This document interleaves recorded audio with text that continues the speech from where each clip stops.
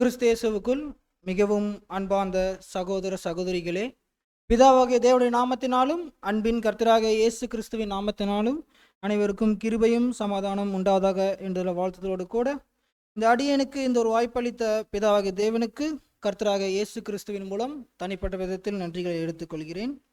சகோதரர் சொன்னோன்னமாக இன்றைக்கு நாம் பார்க்கின்ற பாடத்தின் தலைப்பானது கவிழ்க்கப்பட்ட மேஜையும் பிடிக்கப்பட்ட மீனும். இந்த தலைப்பின் கீழாக தான் பார்க்க போகிறோம். இந்த பாடம் எப்படி காணப்படும் அப்படின்னா, எழுனும் பொருளும் போல காணப்படாமல் மாறாக எப்படி இருக்கும் அப்படின்னா, ஒரு கம்பேரிசன் சப்ஜெக்ட் மாதிரி இருக்கும். அதாவது ஒப்புமைப்படுத்தி பார்க்கக்கூடிய ஒரு சப்ஜெக்டாக இங்கே காணப்படும் முன்பானவர்களே. அப்போ இந்த ஒப்புமைப்படுத்தி பார்க்கணும், ஒவ்வொரு விஷயங்களும் நடந்திருக்கும். அந்த விஷயங்கள் நம்மளுக்கு என்ன பாடம் அப்படின்ற மாதிரி நம்ம என்ன பண்ணுவோங்களாம், இன்னைக்கு ஒப்புமைப்படுத்தி நம்ம இன்னைக்கு பார்க்க போகிறோம். அதில் முதலாவது காரியம் எதை குறித்து பார்க்கலான்னா, கவிழ்க்கப்பட்ட மேஜை. கவிழ்க்கப்பட்ட மேஜைன்னா என்ன ஞாபகம் வருதுங்க? தேவாலயத்தில் கர்த்தர் இயேசு காசுக்கு என்ன பண்ணுறாரு, அந்த மேஜையை கவிழ்க்கிற விஷயம் அங்கே காணப்படுது. எத்தனை முறை கவிழ்க்கிறாருங்க கர்த்தர் இயேசு? வாசிக்கலாம். லூக்கா 19ஆம் அதிகாரம் 45ஆம் வசனம். பின்பு அவர் தேவ ஆலயத்தில் பிரவேசித்து அதிலே விற்கிறவர்களையும் கொள்ளுகிறவர்களையும் புறம்பே துரத்த தொடங்கி, என்னுடைய வீடு ஜெப வீடா இருக்கிறது என்று எழுதியிருக்கிறது, நீங்களோ அதை கல்லர் குகையாக்கினீர்கள் என்றார். ஆமாங்க, கர்த்தர் இயேசுக்கு என்னங்க ஆயிடுச்சு? அங்கே நடந்துட்டு இருந்த விஷயங்கள் காணும்போது அவருக்கு என்னங்க ஏற்பட்டுச்சு? அவருக்குள்ளாக ஒரு கோபம் ஏற்பட்டு அவர் என்னங்க பண்ணுறாருங்களாம், அங்கே கூடிய அந்த மேஜை, அந்த காசு வைத்துன்ற மேஜை என்ன பண்ணுறாருங்களா, அவர் கவிழ்க்கிறார் அப்படின்றது பார்க்குறோம் நண்பர்களே. இதே நம்ம என்ஐவியில் வாசிக்கிறப்ப மத்தேயு 21:12 வாசிக்கலாம் பாருங்க.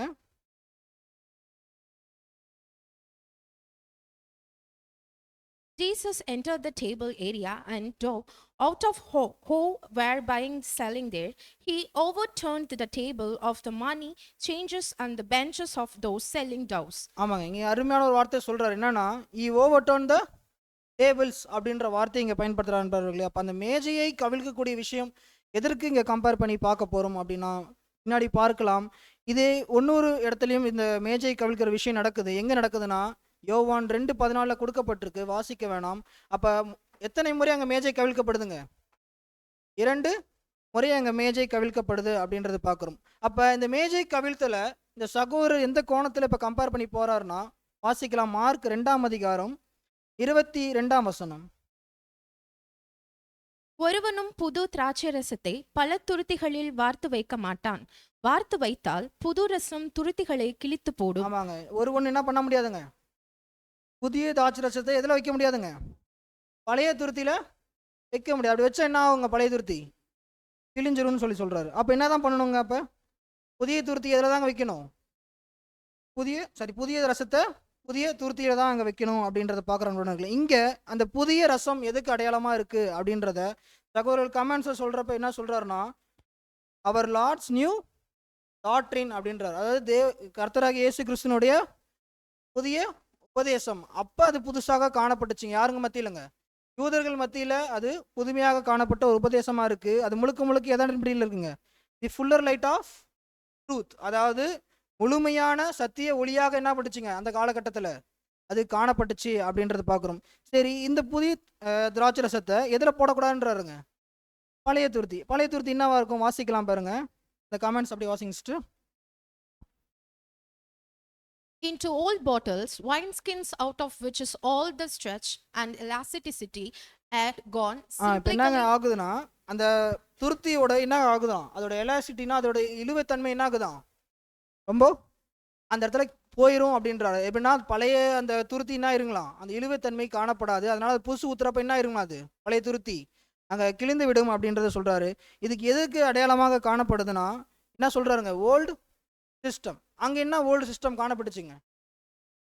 நியாயப்பிரமாணம். அதாவது என்ன சொல்லிட்டோம்னா, அங்கே என்ன சொல்லலாம்னா, கர்த்தர் இயேசு வந்த காலகட்டத்தில் என்ன மதம் இருந்ததுங்க? அங்கே யூத மதத்தினுடைய ஆளுகை இங்கே என்ன இருந்துச்சுங்க, அங்கே காணப்பட்டுச்சு. யார் மூலியமாங்க? பரிசேயர் சதுசேயர்கள் மூலியமாக காணப்பட்டுச்சு. அவங்களுடைய அமைப்பினுடைய சிஸ்டம் என்னங்க இருக்கும், அங்கே காணப்பட்டிருக்கும். அதில் கொண்டு போய் என்ன ஊற்ற முடியாதுங்க, இந்த புதிய திராட்சரசத்தை அந்த துருத்தியில் ஊற்ற முடியாது. அதுக்கு என்ன சொல்கிறாருன்னா, அங்கே இருக்கிறவங்கலாம் எப்படி இருந்தாங்கன்னா, அந்த மதம் மீது அதிகப்படியான பற்றுதல் யார்கிட்ட இருந்துச்சுங்களாம்? அங்கே மத்தியில் ஜனங்கள்ட்ட இருந்துச்சு. அது சரியா தவறான்னு தெரியாது. மற்றபடி அவங்கக்கிட்ட என்ன இருந்துச்சுங்களாம்? அந்த மத ரீதியான பற்று யார் காணப்பட்டுச்சுன்னா, அங்கே இருக்கிற யூதர்கள்ட்ட ரொம்ப அதிகமாக காணப்பட்டு இருந்துச்சு. ஆனால் அந்த இடம் என்னதுங்க? தவறான ஒரு இடமா இருக்குது. ஏன்னா அது என்ன துருத்திங்க? அது பழைய துருத்தி அப்படின்றத பார்க்குறோம். அப்படி பண்ணால் என்ன ஆகும்னு சொல்லியிருந்தோங்க, அந்த துருத்தி கிழிந்து விடும். அப்போ அந்த பாட்டில் பர்ஸ்ட் ஆகிறதுக்கு சகோதரர் கமெண்ட்ஸில் கொடுக்குறாரு, வாசிக்கலாம் பாருங்க. Burst the bottles. The new truth would have destroyed any Jews, sect or organization built up upon sectarian pride, error, superstitions and traditions. ஆமாங்க. இப்போ என்ன சொல்ல வர்றாருன்னா, அந்த துருத்தி கிழிகிறது எதுக்கு அடையாளமாக இருக்குன்னா, அவங்க அப்போ எதை மத்தியில் இருந்தாங்க? யூத மத அப்படின்ற ஒரு கொள்கைக்குள்ளாக இருந்துட்டாங்க. அந்த ஒரு விஷயம், அதாவது செக்டேரியன் ப்ரைட்ஸ் அப்படின்னா என்ன சொல்கிறாருன்னா, அந்த மத ரீதியான அதிகமான அந்த பெருமை யார் மத்தியில் காணப்பட்டுச்சிங்களாம்? அங்கே அந்த பரிசேயர் சதுசேயர்கள் மத்தியில் காணப்பட்டுச்சு அப்படின்றாரு. அது மாத்திரம் இல்லாமல் எதுவும் காணப்பட்டுச்சான் கூட, தவறுகள் காணப்பட்டிருக்கு. அது கூட இல்லாமல் என்ன இருக்கான்? சூப்பர்ஸ்டிஷனா மூட நம்பிக்கைகள் அங்கே அதிகமாக காணப்பட்டு இருந்துச்சு அப்படின்றத பார்க்குறோம். அது மட்டும் இல்லாமல் நிறைய பழக்க வழக்கங்கள் பாரம்பரியங்கள்லாம் எங்கே காணப்பட்டுச்சிங்களாம்? அந்த தேவாலயத்தில் அங்கே காணப்பட்டுச்சு அப்படின்றத பார்க்குறோம். அதனால தான் என்ன சொல்கிறாருன்னா, அந்த பழைய திருத்திக்குள்ளாக என்ன பண்ண முடியாது? கர்த்தர் இயேசுவுடைய அந்த பில்லர் ஆஃப் லைட் என்ன பண்ண முடியாது? முழுமையான சத்தியத்தை அதுக்குள்ளாக ஊற்ற முடியாது. அது ஊற்றினா என்ன ஆகும்னா, இந்த தவறுகளெல்லாம் என்ன ஆகுங்களாம்? வெளியாகும் அப்படின்றத சொல்கிறார் அன்பானவர்களே. அப்போ என்னதான் சொல்ல வர்றாருன்னா, அந்த மேஜை கவிழ்த்தல் அப்படின்றதுனா என்னன்னா, நமக்குள்ளே இருக்கக்கூடிய இந்த பழைய துருத்தி என்ன பண்ணுங்களாம்? வெளியே எடுத்து போட்டு எதில் ஊற்றணுங்களாம்? அந்த துருத்தியை புதிய துருத்திக்குள்ளாக அங்கே ஊற்றணும் அப்படின்றத பார்க்குறோம் அன்பானவர்களே. இப்போ ஒரு ரீபின்ஸ் வாசிக்கலாம் பாருங்க. அப்படியே வாசிங்க.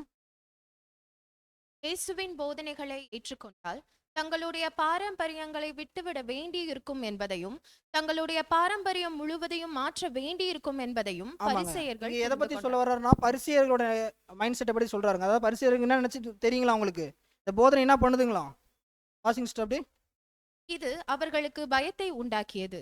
ஆமா, என்ன ஆகுதுங்களா அவங்களுக்கு? அவங்க மத்தியில இவர் சொல்லக்கூடிய அந்த புதிய உபதேசம் என்ன ஆகுதுங்களா? இந்த பரிசேயர் சரிசைகள் மத்தியிலாக ஒரு பயத்தை அங்க வெளிக்கொண்டுக்கூடிய ஒரு விஷயம் காணப்படுது அப்படின்றத பார்க்கிறோம். அடுத்து தொடர்ந்து வாசிக்கலாம். அவருக்கு பதில் சொல்ல முடியாவிட்டாலும் அவருடைய போதனைகள் தாங்கள் கற்றுக்கொண்டதை விட மிக உயர்ந்தவை என்பதை கண்டாலும், ஆமாங்க, அவங்களுக்கு என்ன தெரியுதுங்களா? தாங்க கற்றுக்கொண்டதோட இது எப்படிதான் இருக்குங்க, உயர்வா இருக்குதான் தெரிஞ்சாலுமே அவங்களால என்ன பண்ண முடியலாம்? அந்த பரிசேயர் சரிசைகளால அங்க ஏற்றுக்கொள்ள முடியல. எதனாலனா, அந்த மத ரீதி மீது இருந்த அதிகமான அந்த பெருமை யாருக்கிட்ட இருந்துச்சுங்களா? அந்த பரிசேயர் சரிசைகள்ட்ட இருந்ததுனால இந்த ஒரு விஷயம் தெரிஞ்சிட்டாலும் அவங்களால பண்ண முடியுங்களா? அந்த விஷயத்த ஏற்றுக்கொள்ளப்பட முடியவில்லை அப்படின்றத பார்க்குறோம் அன்பர்களே. அடுத்து தொடர்ந்து வாசிங்க. அவர்கள் மத்தியில் இருந்த ஒளியை மனவு வந்து எதிர்த்தார்கள். இதன் விளைவாக அவர்களுடைய இரத்தப்பழி அவர்கள் மேல் இறங்கியது. அவர்கள் வீடு பாழடைந்து விடப்பட்டது. ஆமாங்க, இப்போ என்ன ஆயிடுச்சுங்க? அவங்க வீடு பாழடைந்து விடப்பட்டது அப்படின்றத பார்க்குறோம் அன்பர்களே. அப்போ என்னதான் சொல்ல வர்றாருன்னா, ஒருவேளை இந்த விஷயங்கள் நம்ம அந்த துருத்திக்குள்ளாக கரெக்டாக போடலை, அதாவது புதிய திராட்சரசத்தை புதிய துருத்திக்குள்ளாக போடாமல் பழைய துருத்திக்குள்ளாக போட்டுட்டா என்ன ஆகப்படும்னா, மேஜை கவிழ்க்கப்படும் அப்படின்றத இங்கே ஃபர்ஸ்ட் ஒரு கம்பாரிசனில் சொல்லிச்சு இங்கே சொல்கிறார் அன்பானவர்களே. இது பரிசேயர்களுக்கு மாத்திரம் பொருந்தாதுங்க, இது யாருக்கும் பொருந்துங்க, நம்மளுக்கும் அங்கே பொருந்தக்கூடிய விஷயமாக தான் இருக்குது. ஏன்னா நம்மளுக்குள்ளாகவும் என்ன இருந்துச்சுங்க, ஒரு காலத்தில் அந்த பழைய துருத்தி நம்மளுக்குள்ளாக காணப்பட்டுச்சு அப்படின்றத பார்க்குறோம். அது மீண்டுமாக நம்மளுக்குள்ளாக வராதபடி நம்ம என்ன பண்ணுங்க, பாதுகாத்து கொள்ளணும் அப்படின்றத பார்க்குறோம் அன்பர்களே. அப்போ ஒரு பெரிய ஒரு கவிழ்ப்பு நடந்தது. ஃபர்ஸ்ட் கம்மிங்கில் வரப்ப என்ன பண்ணாருங்க, தேவாலயத்தை சுத்திகரிச்சார் அப்படின்றத பார்க்குறோம். அதே செகண்ட் கம்மிங்கில் வரப்ப அவர் எதை சுத்தம் செஞ்சாருங்க? வாசிக்கலாம் பாருங்க, அந்த ரீபின்ஸ் வாசிக்கலாம். Second coming. அவ்வாறே இரண்டாம் வருகையில் அறுவடையில் ஆயிரக்கணக்கான ஆண்டுகளாக உருவாக்கப்பட்ட போதனைகள் மற்றும் நடைமுறைகள் புதிய திராட்சை ரசத்தையும் புதிய போதனைகளையும் இறைச்சியையும் சரியான நேரத்தில் வைத்திருக்க முடியாது. என்ன பண்றாருன்னா, அவர் ஃபர்ஸ்ட் கம்மிங்ல வந்து சில சத்தியத்தை என்ன பண்றாருங்க, ராஜ்யத்தின் சுவிசேஷத்தை அங்கே சொல்லிட்டு போறாரு. பட் இருந்தாலுமே அந்த இடைப்பட்ட காலத்தில் என்ன ஆகுதுங்க, மீண்டுமாக அந்த புதிய திராட்சை ரசம் என்ன மாறுதுங்க, அப்பப்போ அங்கே பழைய ரசமாக மாறுது அப்படின்றது பார்க்குறோம் உணர்களே. அப்போ இங்கே என்ன சொல்ல வர்றாருன்னா, அடுத்து தொடர்ந்து வாசிங்க. எனவே நம்முடைய கர்த்தர் திரும்பி வந்து தேவனுடைய அன்பான தன்மையையும் ரட்சிப்பின் அழகான திட்டத்தையும் மக்கள் அறிந்து கொள்வதை தடுக்கும் அமைப்பை கவிழ்த்தார். ஆமாங்க, இப்போ என்ன பண்ண போறாருன்னா, பண்ணிட்டு இருக்காருன்னா, செகண்ட் கம்மிங் என்னங்க பண்றாரு, இப்போ இருக்கக்கூடிய அந்த அமைப்பு என்னங்க இருக்கு, எந்த அமைப்புங்களை சொல்லலாம்? ஃபர்ஸ்ட் கம்மிங்கில் அவர் பரிசேயர் சரிசேயர் வந்து என்ன பண்ணுறாரு, அந்த ஓல்டு சிஸ்டத்தை அங்கே கவிழ்க்கிறார் அப்படின்றத பார்க்குறோம். அப்போ செகண்ட் கம்மிங்கில் என்ன பண்ணுறாருங்க, இப்போ இருக்கக்கூடிய சிஸ்டத்தில் இப்போ இருக்க சிஸ்டம் என்னதுங்க, பாபிலோன் சொல்லுவாங்களா, அந்த பாபிலோனுடைய சிஸ்டத்தை கவிழ்க்கிறாரு. அது மாத்திரம் இல்லாமல் அவங்களுடைய பாரம்பரியத்தையும் அவங்க பழக்க வழக்கத்தையும் என்ன பண்ணுறாருங்க, முற்றிலுமாக அங்கே கவிழ்த்து போடுறாரு அப்படின்றத பார்க்குறோம். அப்போ அந்த பாபிலோன் அப்படின்னா நம்ம எதை சொல்லலாம்னா அவங்களுடைய டாக்ட்ரின்ஸ், அவங்களுடைய கொள்கைகள், நெக்ஸ்ட் நாங்கள் சொல்லலாம் அவங்களுடைய விசுவாசம் மற்றும் அந்த மத ரீதியான அந்த ஒரு சிஸ்டத்தை என்ன பண்ணுறோன்னா நம்மளுக்குள்ளாக காணப்படக்கூடாது அப்படின்றது சொல்கிறாரு ஆன்மார்களே. இப்போ நம்மளுக்கு ஒரு மைண்ட் செட் வரும், வெதர் நான் வந்து பாபிலோன் விட்டு என்ன பண்ணிட்டேன், இப்போ வெளியே வந்துட்டேன், நான் பாபிலோட சிஸ்டத்தை நான் என்ன பண்ணல, ஃபாலோ பண்ணல, அவனோட டாக்ட்ரினும் நான் என்ன பண்ணல, ஃபாலோ பண்ணல, நான் ஏற்றுக்கல, நான் முழுமையாக அதெல்லாம் நிராகரிக்கிறேன். ஆனால் ஒரு விஷயத்த நம்ம மறந்துடுறோமா, என்ன சொல்கிறாருன்னா இந்த கேரக்டர் சேஞ்ச் ஆகுதா அப்படின்றத நம்ம என்ன பண்ணலையா, மறந்துடுறோம். அங்கே எப்படி கேரக்டர் இருந்ததோ அதே போல் இருக்கா அப்படின்றத நம்ம என்ன பண்ணுறது இல்லைங்களா, பார்க்கறதே இல்லையா. அப்படி ஒரு வேளை காணப்பட்டுச்சுன்னா அந்த ஒரு மாயைக்குள்ளாக நம்ம கடந்து போகிறோம். அப்போ அந்த பாபிலோட ஆவி எங்கே காணப்படுதுங்களா, நம்ம மத்தியில் காணப்படுது அப்படின்றாரு. அதாவது அவருடைய சிஸ்டத்தை ஏற்றுக்கிறதுனால கிடையாது, டாக்டரின் ஏற்றுக்கனால கிடையாது, கிரியில் அந்த குணலட்சத்தில் காட்டலினாவே என்னதுங்களாம், பாபிலோட ஆவி யார்கிட்ட காணப்படுதுங்களா, நம்மளுக்குள்ளாக காணப்படுது அப்படின்றத எங்கள் சகோதரர் வலியுறுத்துறாரு அன்பானவர்களே.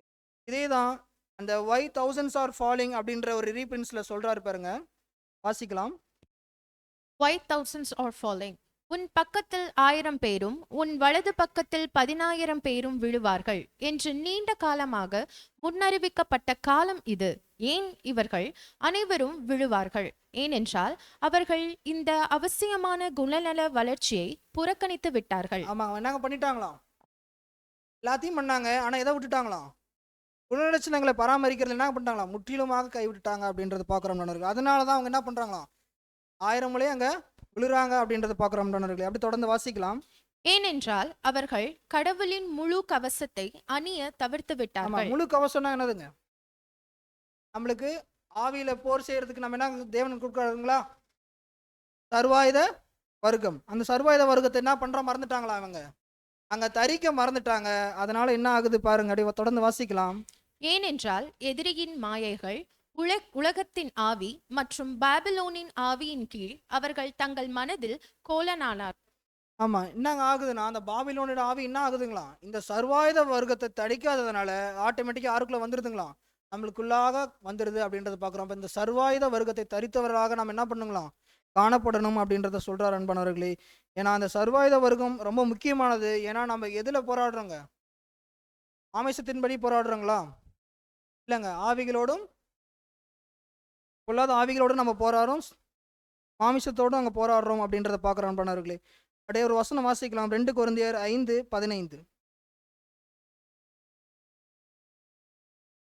பிழைத்திருக்கிறவர்கள் இனி தங்களுக்கென்று பிழைத்திராமல் தங்களுக்காக மரித்து எழுந்தவருக்கென்று பிழைத்திருக்கும்படி அவர் எல்லோருக்காகவும் மரித்தார் என்று நினைத்திருக்கிறோம். ஆமாங்க, இப்போ என்ன பண்ணுங்களா, நம்ம மீண்டும் அந்த வசனம் வாசிங்க. பிழைத்திருக்கிறவர்கள் இனி தங்களுக்கென்று பிழைத்திராமல். ஆமா, பிழைத்திருக்கிறவர்கள் இன்னைக்கு என்ன பண்ணக்கூடாதுலாம், தங்களுக்கு என்று நம்ம என்ன பண்ணக்கூடாதுங்களாம், பிழைக்கக்கூடாது. ஏன்னா நம்ம யாருக்கோசரம் நம்ம இது பண்ணுறோனுங்க, தேவனுக்கோசரம் நம்ம எல்லாத்தையும் விட்டுட்டு வந்துட்டோம்னு சொல்லிட்டோம். இதுக்கப்புறம் பிழைச்சிருக்கிறதுக்கு நம்மளுக்கோசரம் நாங்கள் பண்ணக்கூடாதான், பிழைச்சிருக்க கூடாது அப்படின்றத பார்க்குறோம் அப்படின்றவர்களே. இதை தான் லெசன் ஃபார் அஸ் அப்படின்ற மாதிரி நம்மளுக்கு ஒரு பாடத்தை கொடுக்குறாரு பாருங்க, அதை வாசிக்கலாம். அதாவது அந்த காலகட்டத்தில் இருக்கிற திருச்சபை எப்படி காணப்பட்டுச்சு அப்படின்றத சொல்றாரு பாருங்க. ஆதி திருச்சபைக்கு கொடுக்கப்பட்ட அதே பாடத்தை நாமும் கற்றுக்கொள்ள வேண்டும். ஏற்றுக்கொண்டாலும் கிறிஸ்துவம் மற்றும் கர்த்தருக்கு ஒரு முழு அர்ப்பணிப்புடன் தங்கள் வாழ்க்கையை கொடுத்தது பழைய போதனைகள், பழைய நடைமுறைகளை விட்டுவிட்டு அவரது குமாரனின் சாயலில் வளர அவர்களுக்கு பல ஆண்டுகள் பிடித்தன. ஆமாங்க, என்னங்க பண்றாங்க, அதே பழைய சிஸ்டம், பழைய போதனைகள், பழைய அந்த விஷயங்கள் எல்லாத்தையும் விட்டுட்டு எதுக்குள்ளாக வராங்களாம், அவரது சாயலுக்குள்ளாக வர்றதுக்கு அவங்களுக்கு எத்தனை வருஷம் தேவைப்படுச்சிங்களாம், பல வருடங்கள். யாருக்குங்க, அந்த காலகட்டம் இருக்கக்கூடிய அங்கே சகோதரர்களுக்கு தேவைப்பட்டுச்சு அப்படின்றத பார்க்குறோம். அப்போ நம்ம எந்த காலகட்டத்தில் இருக்கோங்க, கடைசி காலகட்டத்தில். இப்போ நம்ம இந்த வசனம் இதை சொல்லாங்களா, அப்படியே நம்ம இந்த ஒரு சாயல் அடைவதற்கு எனக்கு எத்தனை வருஷம் தேவைப்படுங்க, ரொம்ப நிறைய வருஷம் தேவைப்படுது நம்ம சொல்ல முடியுங்களா? அந்த மாதிரி ஒரு காலகட்ட பகுதியிலே நம்ம காணப்படுறோம். அப்போ யோசிச்சு பார்க்கணும் நம்ம அன்பானவர்களே. அப்போ எந்த காலகட்டத்தில் இருக்கோம்? அப்போ அவங்களுக்கே அத்தனை ஆண்டுகள் தேவைப்படுறப்ப அப்போ நம்ம எந்த அளவுக்கு எச்சரிக்கையாக இருக்கணும், ஜாக்கிரதையாக இருக்கணும் அப்படின்றது தான் இங்கே சகோதரர் சொல்கிறார் அன்பானவர்களே. இதுக்கு முன்னாடி வாசிச்சுட்டு அந்த 2 கொரிந்தியர் 5:15 சொல்கிறப்ப சில விஷயங்கள் சொல்கிறார். அதாவது எப்படின்னா, ஒவ்வொரு சின்ன சின்ன விஷயங்கள் தேவனுக்கு செய்கிறப்பையும் எதோட செய்யணும்னா அந்த வைராக்கியத்தோடு என்ன பண்ணுங்களாம், அந்த விஷயங்களை அங்கே செய்யணும் அப்படின்றத பார்க்குறோம். இது சின்ன விஷயம் தானேன்னு சொல்லிட்டு நம்ம என்ன பண்ணக்கூடாதுங்களாம், அதை வந்து ஒரு பொருட்டாக எண்ணாமல் ஏனோ தானே நம்ம என்ன பண்ணக்கூடாதுங்களாம், அந்த விஷயங்களே நம்ம செய்யக்கூடாது. சின்ன சின்ன விஷயங்கள் இருந்தாலும் அது நம்மளுக்கு விருப்பப்பட்டவருக்கு நம்ம நேசித்தவருக்கு செய்கிறோம்னு சொல்லி நாங்கள் பண்ணுறோம். அதை முழு வைராகியத்தோடு அங்கே செய்யணும் அப்படின்றத பார்க்குறோம் அன்பானவர்களே. இப்படி ஒருவேளை நம்ம முழு இருதயத்தோடு அந்த விஷயங்கள் செய்துட்டா அது எதுக்கு நம்மளுக்கு வழிநடத்தும் அப்படின்னா, தேவனுக்கு கீழ்ப்படிந்த ஒரு ஜனத்தின் பேருக்கோசரம் என்னங்க பண்ணுங்களாம், வழிநடத்தப்படும். அது மாத்திரம் இல்லாமல் செல்ஃப் டினையல்ன்றார். அதாவது தான் விரும்புவதை என்னங்க பண்ணுறது, கைவிடுறது. நம்மளுக்கு விருப்பப்பட்டது எல்லாத்தையும் நாங்கள் பண்ணுங்களாம், மொத்தத்தையும் தேவனுக்கு என்று என்ன பண்ணுங்களாம், கைவிட்டுட்டு தேவனுக்கு எது பிரியுமோ அந்த விஷயத்த நம்ம செய்கிறவர்களாக காணப்படுறோம் அப்படின்றத பார்க்குறோம். இதுக்கப்புறம் தான் மூணாவது ஒன்று சொல்கிறார், என்னன்னா செல்ஃப் சாக்ரிஃபைஸ். அதாவது நம்மளை நம்ம என்ன பண்ணுங்களாம், பலி செலுத்தணும் அப்படின்றத பார்க்குறோம் பண்ணவர்களே. அப்போ இங்கே பலி எப்படி செலுத்துறதுனா, ஊழியங்கள் செய்வது மூலியமாக, தேவனுக்கென்று ஊழியங்கள் செய்வது மூலியமாக நம்ம அந்த 5 தாளந்துகளையும் தேவனுக்கென்று ஒப்பு கொடுக்குறப்ப தான் இந்த விஷயங்கள் என்ன காணப்படும், இந்த செல்ஃப் சாக்ரிஃபைஸ் அப்படின்றத பார்க்குறோம் பண்ணவர்களே. மூன்றாவது ஒரு விஷயம் என்ன சொல்கிறாருன்னா, அதாவது ஒரு பாவத்தை நம்ம வெறுத்துட்டோம், அதை விட்டுட்டு வந்துட்டோம் அப்படின்னா கர்த்தர் இயேசுவுக்கு அது பிரியமானதா அப்படின்னு பார்த்துட்டா அது மட்டும் போதுமானது அல்ல. மாறாக என்ன சொல்ல வர்றாருன்னா, நாம் சரீரங்களை தேவனுக்கு ஜீவ பலியாக ஒப்பு கொடுத்தா மாத்திரம்தான் என்ன பண்ண முடியுங்களா, அந்த ஒரு நியாயமான அந்த ஒரு விஷயமாக காணப்படும். ஜஸ்ட் அந்த பாவத்தை வெறுக்கிறதுனால நம்ம என்ன பண்ணிட முடியாதுங்க, தேவனுக்கு பிரியமாக இருக்கிறவர்களாக மாற முடியாது. என்னதான் பண்ணணும்னா நம்ம சரீரத்தை ஜீவ பலியாக அங்கே ஒப்பு கொடுக்கணும் அப்படின்றத பார்க்குறோம்ன்றவர்களே. இதே அடுத்த ஒரு பாயிண்ட் சொல்கிறப்ப என்ன சொல்கிறாருன்னா, இவ்வாறு மீட்கப்பட்டவர்கள் தங்கள் சொந்த இன்பத்திற்காக வாழாமல் தங்களை அவருடைய ஊழியத்திற்காக என்ன பண்ணுங்களாம், அர்ப்பணிக்கக்கூடிய ஒரு ஜனங்களாக காணப்படணும். தன்னுடைய சொந்த விருப்புகளை விட்டுவிட்டு தேவனுக்கென்று முழுமையாக அர்ப்பணித்து வரவங்களுக்கு தான் என்ன நடக்காதுன்னா அந்த மேஜை கவிழ்த்தல் அங்கே நடக்காது அப்படின்றத பார்க்குறோம். ஒருவேளை இது ஏதாவது காணப்பட்டுச்சுன்னா கர்த்தர் இயேசு என்ன பண்ணிடுவாருங்க, மேஜையை கவிழ்த்துறது போல நம்மளுக்கும் நாங்க பண்ணுவார், கவிழ்த்து விடுவார் அப்படின்றத பார்க்குறோம்னார்களே. அடுத்த ஒரு ஸ்லைட் போடலாம் சார், வாசிங்க. கர்த்தருக்கு தசமபாகம் கொடுப்பதற்காக அல்ல, ஆனால் நம்மிடம் உள்ள அனைத்தையும் கொடுப்பதற்காக.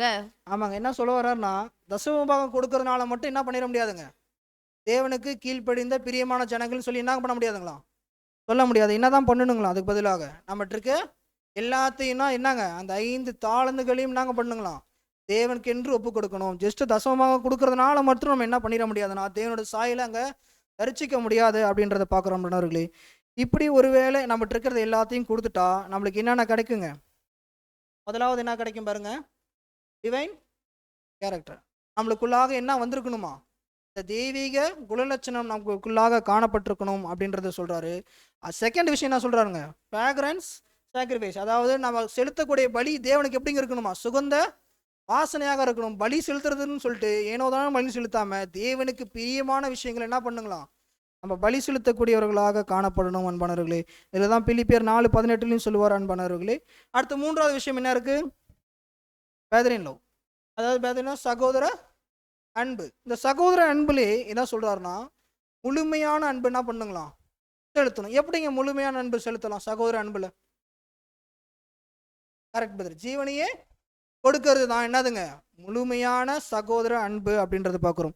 அப்போ இந்த ஒரு 3 விஷயங்களும் நம்ம இடம் காணப்பட்டுச்சுன்னா நம்மளுக்கு என்ன நடக்காதுங்க, மேஜை கவிழ்த்தல் நம்மளுக்கு நடக்காது அப்படின்றத பார்க்குறோம் நண்பர்களே. அப்போ இந்த ஒரு சின்ன மேஜை கவிழ்த்தலிருந்து நம்ம சில கம்பேரிசன் நம்ம பார்த்துட்டோம். இப்போ அடுத்ததாக ஒரு விஷயத்துக்குள்ளாக போனால் 2வது தலைப்பு என்ன கொடுத்துருந்தோம், அதுங்க பிடிக்கப்பட்ட, இங்கே பிடிக்கப்பட்ட மீனுங்க, மீன் கடலில் தான் பிடிப்பாங்க. சரி, ஓகே. அதாவது நம்ம அற்புதங்கள் ஞாபகம் இருக்குங்களா, கர்த்தர் செய்த அற்புதம் முதலாம் வருகையில் வந்தப்ப 2 டைம் என்னங்க பண்ணுறாரு, அந்த மீன் சம்பந்தமான மீன் பிடித்தல் சம்பந்தமான அற்புதங்கள் அங்கே செய்கிறார் அப்படின்றத பார்க்குறோம். அதுலேருந்து நம்ம இப்போ நிழலும் பொருளும் பார்க்காம என்ன பண்ண போகிறோம்னா சம்பவத்தை கம்பேர் பண்ணி நாங்கள் பண்ண போகிறோம், நம்ம இங்கே பார்க்க போகிறோம் அன்பானவர்களே. அப்போ முதலாவது கம்பேரிசனுக்குள்ளாக கலந்து போகலாம். அதாவது ஃபர்ஸ்ட் கேட்சில், அதாவது முதலாவது பிடித்தல் வாசிக்கலாம். லூக்கா 5ஆம் அதிகாரம் 6 முதல் 8ஆம் வசனம். அந்தபடியே அவர்கள் செய்து தங்கள் வலை கிழிந்து போகத்தக்கதாக மிகுதியான மீன்களை பிடித்தார்கள். ஆமாங்க, இந்த விஷயம் ஏன் செய்கிறாருன்னா இது எப்போ ஞாபகம் வரணுங்களாம், அவர் அந்த மீண்டுமாக காட்சி கொடுக்குறப்ப இந்த ஒரு விஷயம் செய்யறதுக்கு என்னங்க இருக்கணும், இது ஏற்கனவே நடந்தது, இது இயேசுதான் அப்படின்னு தெரிஞ்சதுக்கோசரம் என்ன பண்ணுறாருங்களாம், இந்த ஒரு விஷயத்த இங்கே செய்கிறார் அப்படின்றத பார்க்குறோம். அடுத்து தொடர்ந்து வாசிக்கலாம். அப்பொழுது மற்ற படவில் இருந்த கூட்டாளிகள் வந்து தங்களுக்கு உதவி செய்யும்படிக்கு சைகை காட்டினார்கள். அவர்கள் வந்து 2 படவுகளும் அமிழத்தக்கதாக நிரப்பினார்கள். சீமோன் பேதுரு அதை கண்டு இயேசுவின் பாதத்தில் விழுந்து, ஆண்டவரே, நான் பாவியான மனுஷன், நீர் என்னை விட்டு போக வேண்டும் என்றான். ஆமாங்க, இப்போ என்ன தெரிஞ்சிருச்சுங்க, அந்த சம்பவத்திலேருந்து பேதுருக்கு என்ன தெளிவாக தெரிஞ்சிருச்சுங்க, இது ஒரு சாதாரண மனுஷனால என்ன பண்ண முடியாதுங்க, இந்த ஒரு விஷயத்தை செய்ய முடியாதுன்னு அந்த பேதுரு அந்த சூழ்நிலையை தெளிவாக அறிந்த பிறகு என்ன பண்ணுறாருங்களாம், அவர்கிட்ட போய் காலில் விழுந்து என்ன பண்ணுறாருங்களாம். இந்த வசனம் வாசிங்களா, திருப்பி வாசிங்க. ஆண்டவரே, நான் பாவியான மனுஷன், நீர் என்னிடத்தில், அது வாசிங்க சிஸ்டம் முடியும். சீமோன் பேதுரு அதை கண்டு இயேசுவின் பாதத்தில் விழுந்து, ஆண்டவரே, நான் பாவியான மனுஷன், நீர் என்னை விட்டு போக வேண்டும் என்றான். ஆமாங்க, அவர் என்ன பண்ணுறாரு, என்னை விட்டு நீங்கள் போங்க அப்படின்னா அவருக்கு எந்த அளவுக்கு அந்த மைண்டில் ஃபிக்ஸாக இருக்கும் பாருங்க. அப்போ ஒரு நார்மலான மனுஷன் இதை செய்ய முடியாது, அப்போ இது யாராக தான் இருக்கும், இது தேவ மனுஷனாக தான் காணப்படும் அப்படின்ற விஷயம் தெரிஞ்சிருக்கும். அப்போ இந்த இடத்துல கர்த்தர் இயேசு இல்லாமல் அந்த விஷயம் நாங்கள் நடந்திருக்காதுங்க, அந்த மீன் பிடித்தல் அங்கே நடந்திருக்காது அப்படின்றாரு. இதனால தான் இதை கம்பேர் பண்ணி நம்மளுக்கு ஒரு விஷயம் சொல்கிறார். என்னன்னா, நெக்ஸ்ட் டைட்டில் போடுங்க brother, without him we are nothing. அவர் இல்லைன்னா நம்ம என்னங்க இல்லை, ஒன்றும் இல்லை அப்படின்ற மாதிரி சொல்கிறாரு. அந்த இதை மட்டும் வாசிக்கலாம் பாருங்க, அந்த பேராவை. நம் வாழ்வில் எத்தனை முறை கடவுளின் வல்லமை, அவரது நன்மை மற்றும் கருணையை எதிர்கொள்கிறோம். இது நம்மை பேதுருவை போல் இருக்க செய்து அவர் இல்லாமல் நாம் எவ்வளவு பலவீனமாக இருக்கிறோம் என்பதை அங்கீகரிக்கிறதா? ஆமாம், இப்போ என்னங்க சொல்கிறாரு, பேதுருவை போல் நம்மளும் சில டைம் என்னங்க பண்ணுறோம், அவர் இல்லைன்னா ஒன்றும் இல்லை அப்படின்ற ஒரு சூழ்நிலைக்குள்ளாக அனைவரும் ஏதோ ஒரு சூழ்நிலை நம்ம என்ன பண்ணியிருப்போம், வாழ்க்கையில் அனுபவங்களில் நம்ம என்ன பண்ணியிருப்போம், கண்டிப்பாக கடந்து போயிருப்போம் அப்படின்றது சகோதரங்க சொல்கிறார் அன்பானவர்களே. அதாவது நம்ம எவ்வளோ அதிகமாக அதை நம்ம என்ன அனுபவிக்கிறோமோ அவ்வளோ அதிகமாக நம்ம என்ன பண்ணுறோமோ அதை மறந்துடுறோம் அப்படின்றது சகோதரர் சொல்கிறார். இந்த விஷயங்கள்லாம் நம்ம அனுபவிக்கிறோம், ஆனால் அந்த நன்மை மற்றும் கருணையை நம்ம என்ன பண்ணிடுறோம்னா நாளடைவில் அதை என்ன பண்ணிடுறோங்க, நம்ம மறந்து விடுகிறவர்களாக காணப்படுறோம். ஏன்னா பேதுருவும் என்ன தான் ஆனாருங்க, இந்த கர்த்தர் இயேசு மரிச்சதுக்கு அப்புறமாக இந்த ஒரு நிலைமைக்குள்ளாக தான் கடந்து போனார். என்னங்க ஆச்சு, மீண்டுமாக எங்கே போயிட்டாருங்க, அவர் மீன் பிடிக்கவே எங்கே போயிட்டார் அப்படின்றத பார்க்குறோம். இப்போ இதே போல தான் நாமளும் அடிக்கடி என்ன பண்ணுறோம்னா, அவர் செய்த அந்த நன்மை மற்றும் கருணையான விஷயங்கள் எல்லாம் நம்ம என்ன பண்ணுறோம், அந்த கிருபையில் கொடுத்த விஷயங்கள் எல்லாமே நம்ம என்ன பண்ணுறோங்களாம், மறந்து விடுகிறோம் அப்படின்றத இங்கே சகோதரர் இங்கே வலியுறுத்துறார் அன்பானவர்களே. அதாவது அதை மறக்கிறத நம்ம எப்படி கண்டுபிடிக்கலாம் அப்படின்னா, நம்மளுடைய உயர்வான குணலட்சணம் நம்மக்கிட்ட காணப்படுங்க. அது என்ன ஆகும்னா குறைஞ்சி கொண்டே வருங்களாம். அதை வச்சு தெரிஞ்சுக்கலாம் நம்ம யாரை மறக்க ஆரம்பிச்சிட்டோங்க, கர்த்தர் செஞ்ச தேவன் செய்த நம்மளுக்கு அனைத்து விஷயங்களையும் நம்ம என்னங்க பண்ணிட்டோம், இப்போ மறக்க ஆரம்பிச்சிட்டோம். அதனால நம்மகிட்ட இருக்கக்கூடிய அந்த உயர்வான குணலட்சணங்கள் என்ன ஆகிட்டு இருக்கு, இப்போ நாளடைவில் குறைஞ்சிக்கிட்டே வருதுன்னு சொல்லி இதை வச்சு நம்ம கண்டுபிடிச்சிக்கலாம் அன்பனவர்களே. இது ஒரு கம்பேரிசனாக இந்த ஃபர்ஸ்ட் கேட்சில் இங்கே பிரதர் இங்கே சொல்கிறார் அப்படின்றத பார்க்குறோம். அதே செகண்ட் கேட்ச், ரெண்டாவது கேட்சில் என்ன நடக்குதுன்னா, ரெண்டாவது கேட்சில் என்னங்க ஆகுது, அதே மாதிரி படகுல போகிறாங்க, மீன் பிடிக்க போகிறாங்க. கர்த்தர் இயேசு மரிச்சதுக்கு அப்புறம் எல்லாரும் ஒரு குழப்பமான ஒரு சூழ்நிலை காணப்படுறாங்க. அப்போ எல்லாரோட மலைநிலையும் இப்படியே இருந்ததுன்னா பேதுரோட வாயில் அது வந்துருச்சு. என்னாச்சுங்க, பேதுரு என்ன சொல்கிறாருங்க, நான் திரும்ப எங்கே போகிறேன், மீன் பிடிக்க போகிறேன். அதுக்கு உடனே என்ன பண்ணுறாங்க எல்லாருமே, நானும் வரோம் அப்படின்னா. அப்போ எல்லாரோட மைண்ட் செட்டுமே என்ன தான் இருக்குது, இந்த ஒரு சூழ்நிலைக்குள்ளாக கடந்து போகுது. அவங்க என்ன மறந்துட்டாங்க, இதுக்கு முன்னாடி செய்த இயேசு கிறிஸ்து செய்த அனைத்து விஷயங்களையும் நாங்கள் மறந்துட்டாங்களாம். அவங்க நினைச்சு பார்க்க அங்கே மறந்துட்டாங்க அப்படின்றத பார்க்குறோம் நண்பர்களே. அப்போ இங்கே என்ன வருதுன்னா, பேதுரு, யாக்கோபு மற்றும் யோவான் அவங்க மத்தியிலலாம் என்ன காணப்படுதுன்னா, அந்த சோர்வு அப்படின்ற ஒரு விஷயம் நாங்கள் வந்துருச்சுங்களாம் அங்கே காணப்படுது அப்படின்றது சொல்கிறார் நண்பர்களே. வாசிக்கலாம் பாருங்க. இந்த செகண்ட் கேட்ச் அப்போ என்ன நடக்குதுன்னா, பேதுரு, யாக்கோபு, யோவான் உட்பட சில அப்போஸ்தலர்கள் இயேசுவின் ஊழியத்தை எதிர்பார்த்து நிறைவேறாததால் சோர்ந்து போனார்கள். அதனால் ஆரம்பத்தில் மீன் பிடிக்கும் தொழிலுக்கே திரும்பி போனார்கள். ஆமாங்க, என்னாச்சுங்க, சொன்ன மாதிரி தான் அவங்க ஆரம்பித்த இந்த தொழிலுக்கே மீண்டுமாக அங்கே போயிட்டாங்க. என்ன ரீசன்னா அவங்க என்ன பண்ணிட்டாங்க, ஒரு சோர்வுக்குள்ளாக அங்கே கடந்து போய்கிட்டாங்க அப்படின்றது பார்க்குறோம் அன்பானவர்களே. இதில் ஒரு 4 நிலையை 5 நிலையை குறித்து இங்கே சொல்கிறார் அன்பானவர்களே. அப்படியே அடுத்த ஸ்லைடில் வாசிக்கலாம் பாருங்க. இந்த சோர்வு நம்மளுக்கு என்னங்க வருங்களாம், அடிக்கடி காணப்படும் அப்படின்றத சொல்கிறாரு. வாசிக்கலாம் சிஸ்டர். இந்த நிகழ்வுகளை நாம் பார்க்கும்போது, நம் வாழ்க்கையை பின்னோக்கி பார்க்கும்போது இதே போன்ற சூழ்நிலைகளில் நாம் இருப்பதை காணலாம். ஆமாங்க, நமக்கு எப்படியாவது ஒரு லைஃப்பில் ஒரு டைமாவது என்னங்க ஆயிருக்கும், அந்த ஒரு சோர்வு ஒவ்வொருத்தருக்குள்ளேயாக கடந்து போயிருக்கோம், வெவ்வேறு விதமாக காணப்பட்டிருக்கலாம். ஆனால் அந்த சோர்வுன்றது அனைவர் வாழ்க்கையிலும் அங்கே வந்திருக்கும் அப்படின்றத இங்கே சொல்கிறார் அன்பானவர்களே. அப்படியே அடுத்தது வாசிக்கலாம் பாருங்க. சில விஷயங்கள் எதிர்பார்த்தபடி நடக்காத போது நாம் சோர்ந்து போகலாம். ஆமாங்க, இப்போ என்ன நடக்குதுங்களாம், சோர்வு எப்படி உள்ளே வருதுங்களாம், நம்ம ஒரு விஷயத்தை எதிர்பார்க்குறோம், அது நடக்கலைன்றப்ப நம்மளுக்கு என்ன ஆகுதுங்களாம், சோர்வு. நம்ம ஒரு எக்ஸாம்பிள் சொல்லிட்டோம்னா என்னங்க சொல்லலாம், இப்போ நம்மளுக்குன்னு ஒரு விஷயம் கிடைக்கணும் அப்படின்னு ஆசைப்பட்டிருப்போம், அந்த விஷயம் கிடைக்கலன்னா நம்மளுக்கு என்ன ஆகும், சோர்வுக்குள்ளாக அங்கே கடந்து போகும். அந்த விஷயம் எதுவாக இருந்துட்டாலுமே நம்ம என்ன பண்ணுறாங்க, அந்த ஒரு குறிப்பிட்ட காலப்பகுதி நம்ம என்ன ஆயிருங்களாம், ரொம்ப சோர்வுக்குள்ளாக கடந்து போகிறோம். ஒரு விஷயத்தை எதிர்பார்க்கிறோம், அது நடக்கலை, தேவனோட சித்தமாக காணப்படலை அப்படின்றது நம்மளுக்கு தெரிஞ்சாலும் நம்ம மனசு என்னங்க பண்ண முடியல, அதை ஏற்றுக்கொள்ள முடியாமல் போகி என்ன ஆகுதுன்னா நம்மளுக்குள்ளாக அந்த சோர்வு அங்கே காணப்படுது அப்படின்றத பார்க்குறோம் நண்பர்களே. அப்படி ஒருவேளை சோர்வு காணப்படக்கூடாதுன்னா நம்மளுக்குள்ளாக என்ன காணப்படணும்னா, அந்த தன் விருப்பனதை என்னங்க பண்ணோம், விரும்பின விஷயங்கள் எல்லாத்தையுமே விட்டுட்டோன்றப்ப இந்த சோர்வு என்ன பண்ணாதுங்களா, ஆட்டோமேட்டிக்காக உள்ளே வராது. எனக்கு அப்படின்ற ஒரு வார்த்தை வரப்போ தான் எது உள்ளே வருங்களா, ஆட்டோமேட்டிக்காக அந்த சோர்வு நம்மளுக்குள்ளாக காணப்படும். ஒரு விஷயம் நம்ம எடுத்தோன்னே எனக்கு கிடைக்கணும், எனக்கு தான் வரணும் அப்படின்னு நினச்சிட்டு நம்ம வரலைன்னா என்ன பண்ணுவோம், நம்ம ஒரு சோர்வுக்குள்ளாக கடந்து போகிறோம். அப்போ அந்த எனக்கு அப்படின்றத விட்டு மற்றவர்களுக்கு கிடைக்கணும் அப்படின்ற ஒரு விஷயம் நம்மளுக்குள்ளே வந்துச்சுன்னா அது என்ன வராதுங்களா, அந்த சோர்வு நம்மளுக்குள்ளாக காணப்படாது அப்படின்றத இங்கே சொல்கிறார் அன்பானவர்களே. அடுத்து 2வது ஒரு காரியத்துக்குள்ளாக கடந்து போகலாம். வேற எப்படி வருது அப்படின்றத பார்க்கலாம் பாருங்க. ஒருவேளை நாம் எதிர்பார்த்தது போல சகோதரர்களால் கருத்துக்கள் அல்லது முயற்சிகள் ஆதரிக்கப்படவில்லை. இது நம்மை கைவிடச் செய்யலாம் அல்லது எங்கள் வளங்களை வேறு திசையில் செலவிடலாம். அதாவது என்ன சொல்ல வர்றாருன்னா, ஒரு கூட்டத்தின் மத்தியில் நம்ம என்ன பண்ணுறோன்னா, பேசிகிட்டு இருக்கோம், ஒரு கருத்து சொல்கிறோம், அங்கே அன்ஃபார்ச்சுனேட்லி, அதாவது ஒரு என்ன சொல்கிறாங்க, அன்ஃபார்ச்சுனேட்லி என்ன சொல்லாங்க,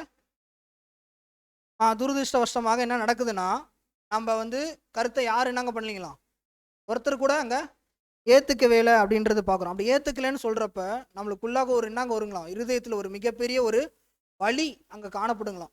அந்த வலி என்ன ஆகும்னா ஒரு பிரிவினைக்குள்ளாக என்ன பண்ணுங்களாம், கொண்டு போய் விடும் அப்படின்றத பார்க்குறோம் நண்பர்களே. அப்போ அந்த ஒரு ஏற்றுக்க முடியல அப்படின்றது, என்னோட கருத்து ஏற்றுக்கல, என்னோட கருத்து அப்படின்றது ஒரு மைண்ட் செட் வந்ததுனால என்ன ஆயிடுச்சுங்க, இப்பாங்க அவருக்குள்ளாக ஒரு சோர்வு காணப்பட்டுச்சு. அது எங்கே வழிநடத்துருங்களாம், ஒரு பிரிவினை ஆவிக்குள்ளாக வழிநடத்தணும் அப்படின்றத பார்க்குறோம்.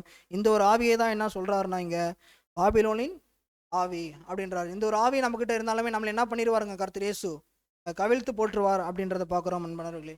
அதனால் நம்ம என்ன பண்ணக்கூடாதுங்க, இந்த ஒரு விஷயத்த செய்யக்கூடாது. ஒருவேளை கருத்துக்கள் அங்கே எடுத்துக்கப்படவில்லை அப்படின்னா நம்ம என்ன பண்ணியிருக்கோங்க, பொறுமையாக மற்றவர்கள் சொல்கிறத நம்ம என்ன பண்ணிக்கலாம், ஏற்றுக்கொண்டு நம்ம அங்கே சென்றலாம் அப்படின்றத பார்க்கலாம் அன்பானவர்களே. அடுத்த ஒரு விஷயத்துக்குள்ளாக கடந்து போகலாம்.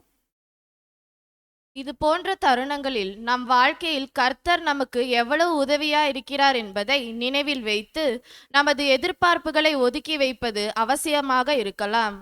ஆமாங்க, இப்போ என்ன நடக்குதுன்னா, நம்ம சில விஷயங்கள் எதிர்பார்த்துருப்போம், சபையில் அது நடக்கலை அப்படின்னா நம்ம என்ன பண்ணக்கூடாதுங்க, சோர்வுக்குள்ளாக கடந்து போகக்கூடாது. அது மாத்திரம் இல்லாமல் என்ன பண்ணக்கூடாது அப்படின்றதுனா, அந்த ஒரு சூழ்நிலையில் நம்ம யாரை பார்த்தாலும் நம்மளுக்கு எப்படி தாங்க இருக்கும், ஒரு வில்லன் போல் தான் நாங்கள் பண்ணுவோம், நம்ம அங்கே காணப்படுவோம் அப்படின்றத பார்க்குறோம். அப்போ அந்த ஒரு விஷயத்த என்ன சொல்ல வராருன்னா, இது மனுஷர்கள் மத்தியில் நம்ம என்ன பண்ண முடியாதுங்க, அங்கே காட்ட முடியாது. நம்மளுடைய விஷயம் ஏற்றுக்கொள்ளப்பட முடியலனா யார் அங்கீகரிக்க கொடுக்கலங்க, தேவன் அங்கே அங்கீகரிக்க கொடுக்கல அப்படின்னு சொல்லி நம்ம என்ன பண்ணுங்களேன், மனதார அங்கே ஏற்றுக்கொண்டு போயிட்டோம்னா இந்த ஒரு சோர்வு என்னங்க பண்ணாதுங்களாம், நமக்குள்ளாக காணப்படாது அப்படின்றத பார்க்குறோம் நண்பர்களே. சில டைம் அது நல்ல கருத்தாகவே இருந்துட்டாலுமே நடக்கலை அப்படின்னா என்ன பண்ணக்கூடாதுங்களாம், அதுக்கோசரம் அந்த சோர்வுக்குள்ளாக கடந்து போகக்கூடாது. அதுதான் சொல்கிறாரு, துன்பத்தில் கூட என்ன இருக்கணுங்களாம், இன்பம் காணப்படும். இந்த மாதிரி ஒரு சூழ்நிலையில் கடந்து போகிறப்ப யாராலையும் காப்பாற்ற முடியல, மனுஷர்களாலையும் உதவி செய்ய முடியல, சகோதராலையும் உதவி செய்ய முடியல அப்படின்றப்ப தேவன் என்ன பண்ணுவாராம், ஒரு வழி காட்டி அதுலேருந்து கூட்டிகிட்டு வரப்போ தான் என்ன தெரியுங்களாம், அந்த ஒரு துன்பத்தில் கூட என்ன தெரியுங்களாம், ஒரு இன்பம் அவங்க கிட்ட காணப்படும் அப்படின்றத நாங்கள் சகோதரர் சொல்கிறார் அன்பானவர்களே. அடுத்த ஒரு கருத்துக்குள்ளே கடந்து போகலாம். கர்த்தருடைய சித்தம் எதுவாக இருந்தாலும் அதை நாம் ஆமாங்க, எதுவாக இருந்தாலும் அவர் தூக்கி நம்ம எரிஞ்சிட்டாலும் சரி, நம்மளை உயர்த்தி வச்சிட்டாலும் சரி, அது யாரோட சித்தம்ங்க? அது தேவனோட சித்தம் அப்படின்றத நம்ம மைண்ட் செட்டில் கொண்டு வந்துடணுங்க. அப்படியே வாசிங்க. நாம் ஏற்றுக்கொள்ள வேண்டும். ஏனென்றால் நமக்கு என்ன தேவை என்பதை அவர் நம்மை விட நன்றாக அறிவார். ஆமாங்க, இப்போ என்ன சொல்ல வர்றாருன்னா, இப்போ ஒரு விஷயம் நம்மளுக்கு அனுமதிக்கப்படுது, ஒரு பாடு அனுமதிக்கப்படுது. அதாவது ஒரு 30 பேர் 40 பேர் மத்தியில் நம்ம அவமானப்படணும் அப்படின்றது தேவனோட சித்தமாக காணப்பட்டுச்சுன்னா அது என்ன பண்ணணுங்க? நம்ம பெற்றுக்கொண்டு அதை ஏற்றுக்கொள்ளவர்களாக காணப்படணும். மாறாக சோர்வுக்குள்ளாக கடந்து போகக்கூடாது. ஏன்னா அதுவும் ஒரு என்னதாங்க தேவன் நம்மளுக்கு வைக்கக்கூடிய ஒரு டெஸ்ட் அப்படின்றத பார்க்குறாங்களே. அப்போ இந்த ஒரு தேர்வில் வெற்றி பெறணும்னா நம்ம என்ன பண்ணுங்க? அந்த சோர்வுக்குள்ளாக கடந்து போகாமல் நம்ம தெளிந்த புத்தியுள்ள ஆவியோடு நம்ம என்னங்க பண்ணுங்க? செயல்படுறவர்களாக காணப்படணும் அப்படின்றத சொல்கிறார் அன்பானவர்களே.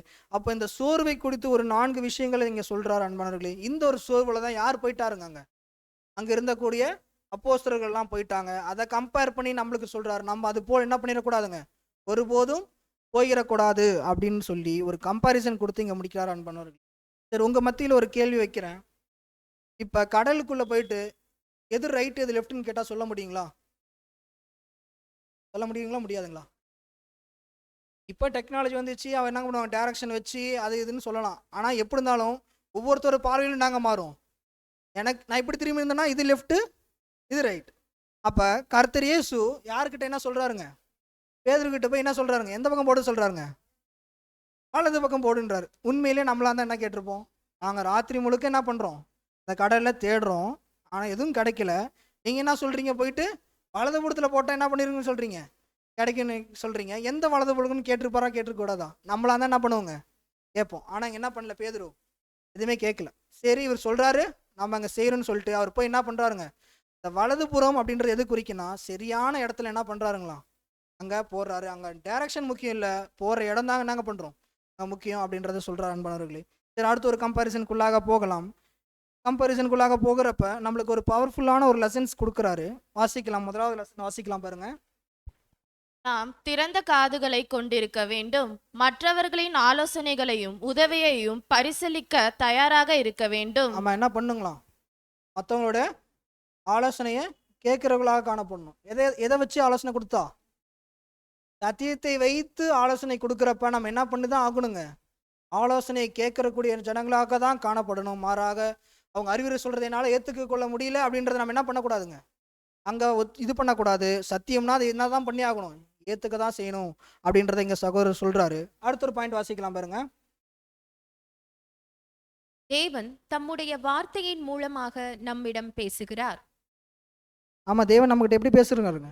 அவரோட வார்த்தையின் மூலமான எப்படிங்க? லிட்டரலாக பேசுவாருங்களா? ஒன்று எதில் போய் பேசுவார்? ஒன்று ஜபத்தில் நம்மளை வழிநடத்துவார். மாறாக சத்தியத்தின் கேட்கறது மூலிமா வழிநடத்துவார். இல்லை யார்கிட்டயாவது பேசுகிறப்ப தேவனுடைய வழிநடத்தல் அங்கே காணப்படும் அப்படின்றத பார்க்குறோம்.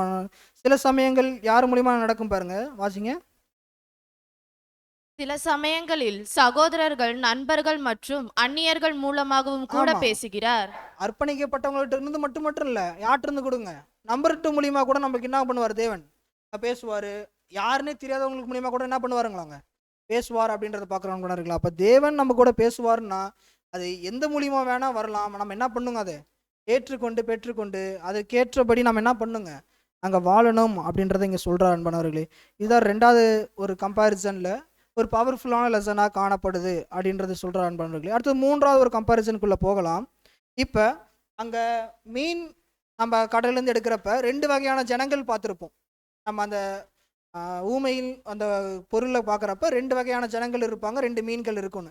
இங்கே நம்ம என்ன பார்க்க போகிறோம்னா 2 சீஷர்களை குறித்து நான் பார்க்க போகிறோம். இன்னும் முதலாவது சீஷன் யாருங்க? பாசாங்க செய்யும் சீஷன். 2வது யாருங்க? மரணம் பரியந்தும் உண்மை உள்ள சீஷர்கள். இது நம்ம மத்தியில் காணப்படும் அப்படின்றத சொல்கிறார் அன்பானவர்களே. அப்போ பாசாங்க செய்யும் சீஷன் எப்படின்னா அந்த மீன் என்ன பண்ணுங்களாம்? கரைக்கு வரேன்னு சொல்லிட்டு அது என்ன தான் பண்ணுங்களாம்? அந்த கடல்லே தான் அது இருக்கும் அப்படின்றத பார்க்குறோம்னார்களே. இந்த மாதிரி இருக்கிறவங்க தேவர் நெவர் குவாலிஃபைன்றார். இந்த மாதிரி இருக்கிறவங்க யாருமே என்ன வாங்க முடியாதான்? சபை அங்கே ஆக முடியாது அப்படின்றத பார்க்குறோம்னார்களே. ஒரு வசனம் வாசிக்கலாம். 1 பேதுரு 5ஆம் அதிகாரம் 5ஆம் வசனம். அந்தபடி இளைஞர்களே, மூப்பர்களுக்கு கீழ்ப்படியுங்கள். நீங்கள் எல்லாரும் ஒருவருக்கொருவர் கீழ்ப்படிந்து மனத்தாழ்மையை அணிந்து கொள்ளுங்கள்.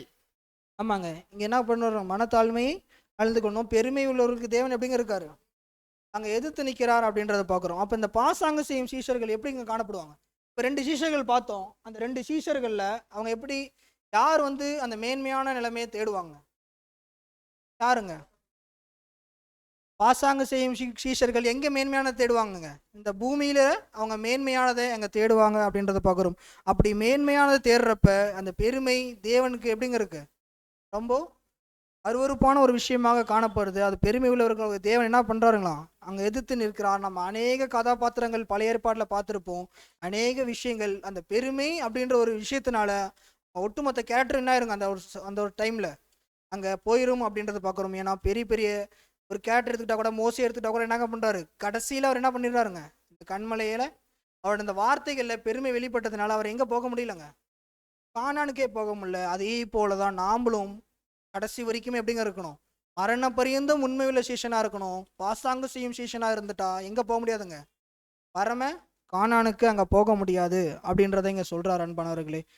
அப்படியே அடுத்தது ஒரு ரீபின்ஸ் வாசிக்கலாம் பாருங்க. தேவனுடைய பிள்ளைகளுக்கு பாசாங்கு செய்யும் சீஷன்.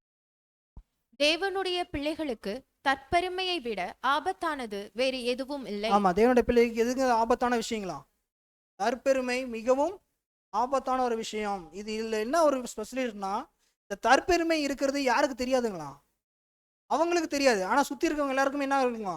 இவர் தற்பெருமையில் தான் இருக்கார் அப்படின்ற விஷயம் எல்லாருக்குமே தெரியும். அதனால இது ஒரு விஷயம் ரொம்ப ஆபத்தானதுன்றாரு. ஏன்னா அது ஒரு விஷயம் நம்மளுக்குள்ள வந்துட்டா நம்மள்ட்ட இருக்குதுன்னு நம்மளால என்ன பண்ண முடியாதுங்களா? கண்டுபிடிக்க முடியாது அப்படின்றத சொல்றாரு அன்பானவர்களே. அப்படியே தொடர்ந்து வாசிங்க. அது உண்மையான முன்னேற்றத்திற்கும் இருதயத்தின் சீர்திருத்தத்திற்கும் வழி மறிக்கிறது. மேலும் மற்றவர்களுக்கு உண்மையாக பிரயோஜனமாக இருப்பதையும், குறிப்பாக தேவனுடைய ஊழியங்களில் பிரயோஜனமாக இருப்பதையும் தடுக்கிறது. முக்கியமா எது தடுக்குதுங்களா? தேவனோட ஊழியம் செய்யறது பிரயோஜனம் இல்லை. அதுல என்ன இருக்கக்கூடாதுங்களா? தற்பெருமை காணப்படக்கூடாது. அது இருந்துட்டா எது வேஸ்டா போயிருதுங்களா? அந்த தேவனோட ஊழியம் செய்யறதே அது ஒண்ணுமில்லாததுக்கு சமமா இருக்கு அங்க அப்படின்றாரு. தேவன் அந்த விஷயத்தை என்ன பண்ண மாட்டாராம்? அந்த ஒரு பலியை அவரு ஏற்றுக்கொள்ளவே மாட்டார். ஏன்னா அது ஒரு சுகந்த வாசனையா இருக்கக்கூடிய பலியா காணப்படலை. ஏன்னா அங்க என்ன காணப்படுதுங்க? தற்பெருமை காணப்படுறதுனால அதை சொல்றாரு அன்பானவர்களே. அப்படி தொடர்ந்து வாசிங்க.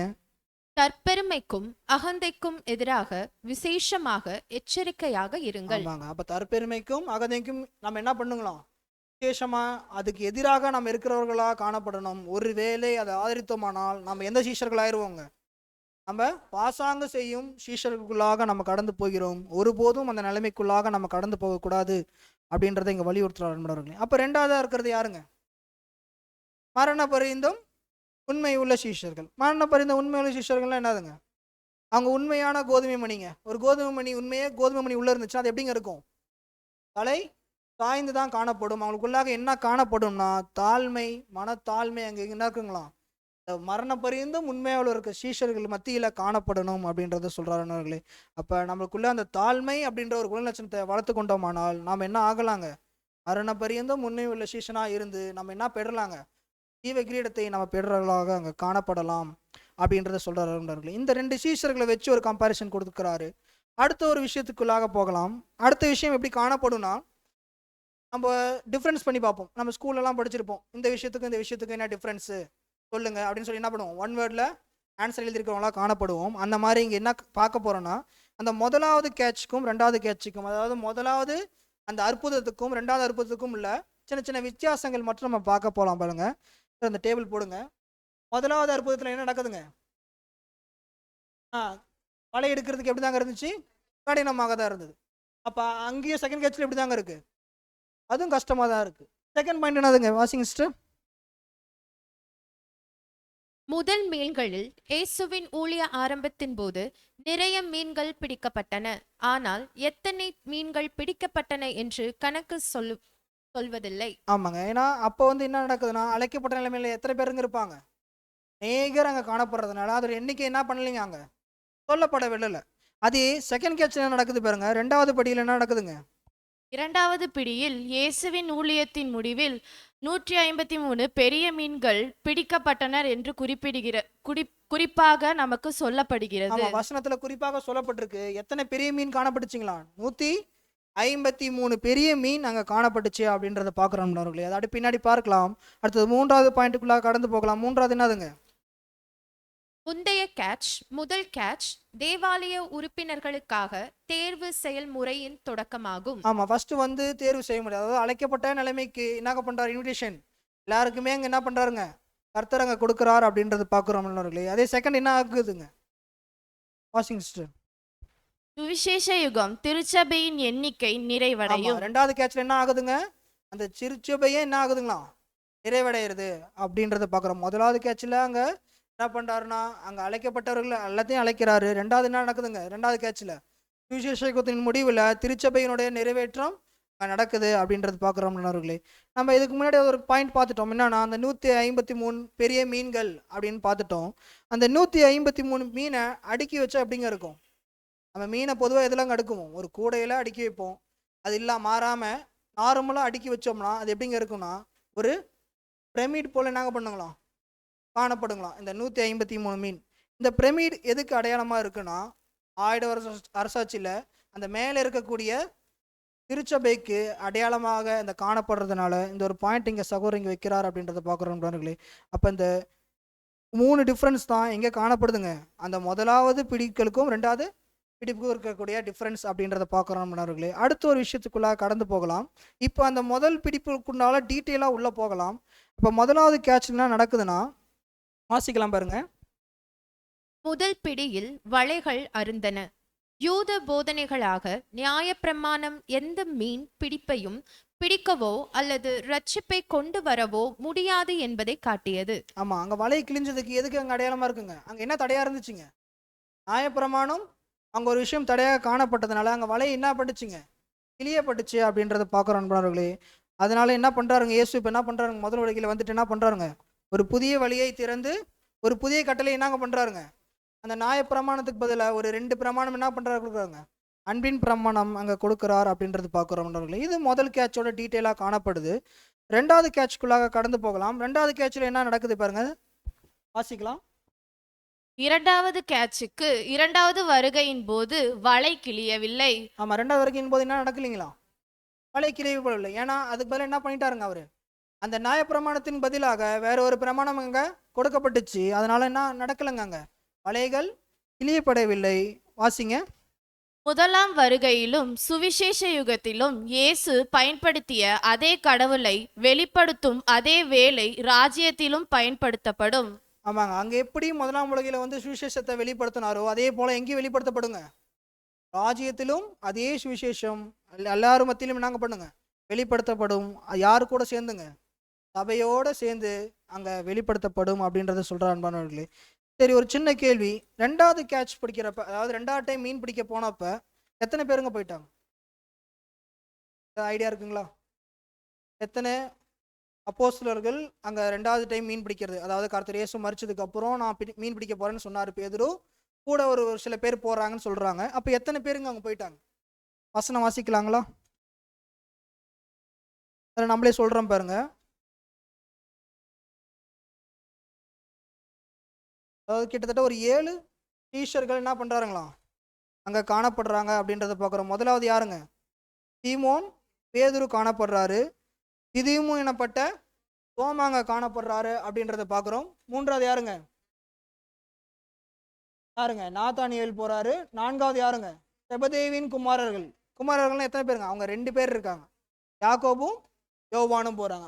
5வதா இருக்கிறது வேற ஒரு 2 சீஷர்கள். அப்ப டோட்டல் எத்தனை பேருங்க போறாங்க?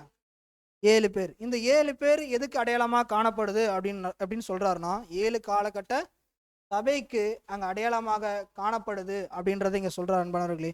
அப்ப இந்த 7 பேர் அங்க என்ன ஆகுறாங்கன்னா அவங்க க்ளோஸ்டு காடா இருக்காங்க. அதாவது தேவனுக்கு கிட்டி சேர்றவர்களாக காணப்படுறாங்க. இந்த 7 காலகட்ட சபையோடு இருக்கக்கூடிய ஜனங்கள் தான் யார்கிட்ட போறாங்க? இப்ப தேவனுக்கு மிகவும் நெருக்கமாக சபையாக அங்க மாற போறாங்க அப்படின்றத பார்க்கிறோம்.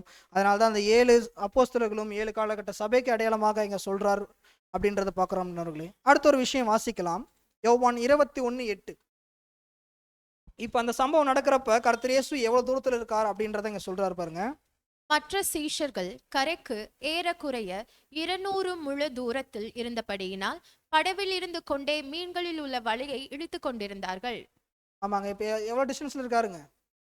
200 முழ தூரம்னா எங்கங்க? நம்ம கண்ணுக்கு தெரிகிற அளவுக்கு தான் நிற்கிறாரு. அப்போ அந்த கேட்சில் நம்ம அப்படியே அந்த இங்கிலீஷில் வாசிக்கலாம் பாருங்க. அடுத்தது அப்படி இந்த commentaries வாசிங்கிட்டு. Additionally, for the second catch, the narrative specifies that they were close to the shore. ஆமாம், க்ளோஸ் டு தி ஷோர்னா ஷோர் எதுக்கு அடையாளமாக இருக்குங்க? அந்த கரை எதுக்கு அடையாளமாக இருக்குங்க?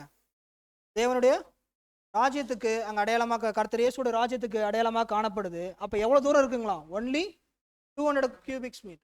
அதாவது கிட்டத்தட்ட பக்கத்தில் நெருங்கிருச்சு. இதுக்கு எதுக்கு இண்டிகேட் பண்ணுதுங்களாம்?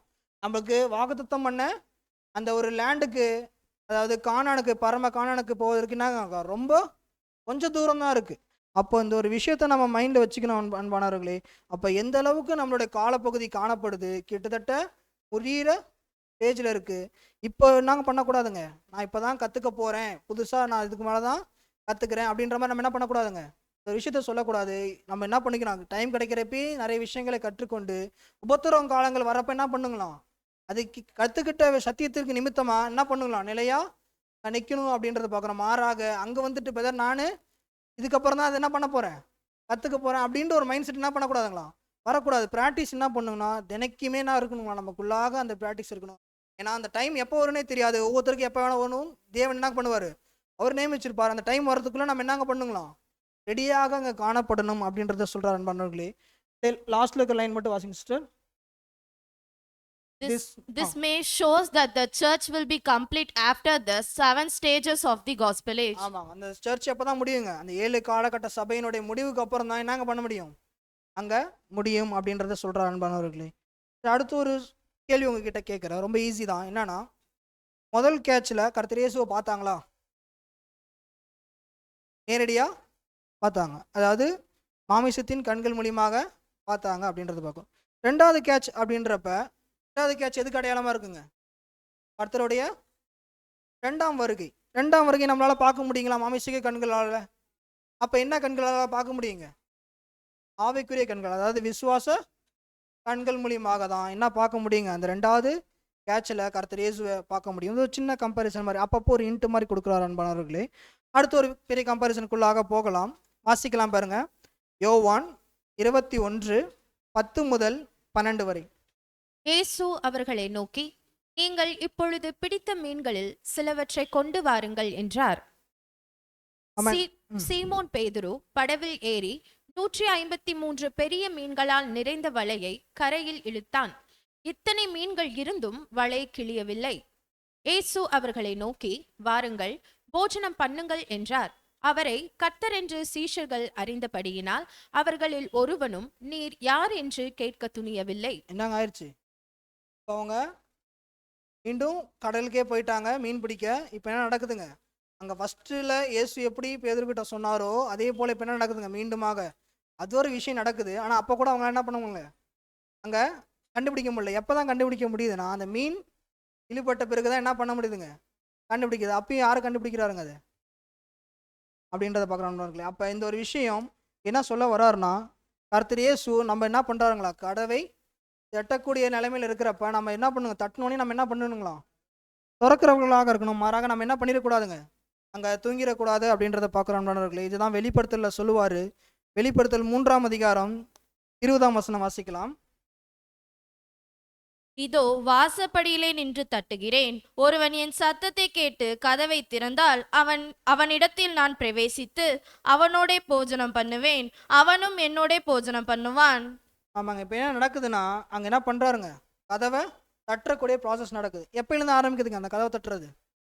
1874 என்னங்க நடக்குது? ஒன்றும் தட்டிக்கிட்டே தான் இருக்காரு. ஆனால் என்ன பண்ண முடியல, நம்மளால தான் அதை திறக்க முடியல அப்படின்றத பார்க்குறோம்னார்களே. அப்போ இந்த ஒரு கதவை திறக்கிறது எதுக்கு அடையாளமாக இருக்குன்னா, நம்ம இருதயத்தை என்ன பண்ணுங்களாம்? திறக்கிறவர்களாக, தேவனுக்கு பிரியமாக அந்த இருதயத்தை என்ன பண்ணுங்களாம்? ஒப்பு கொடுக்கக்கூடிய நிலைமைக்குள்ளாக நம்ம கொண்டு வரணும். அதுதான் இருதயத்தை திறக்கக்கூடிய விஷயத்த சொல்கிறாரு அப்படின்றத பார்க்குறோம் அன்பார்களே. இங்கே நல்லா பாருங்க, அங்கே என்ன கடல் கடையில் இருந்துட்டு பேதுரு வந்து அவர்கிட்ட கேட்குறாரா சாப்பிட்லாமான்னு? யார் கேட்குறா? கர்த்தர் இயேசு வாருங்கள் போஜனம் பண்ணலாம் அப்படின்னு சொல்லி யார் கூப்பிட்றாருங்க?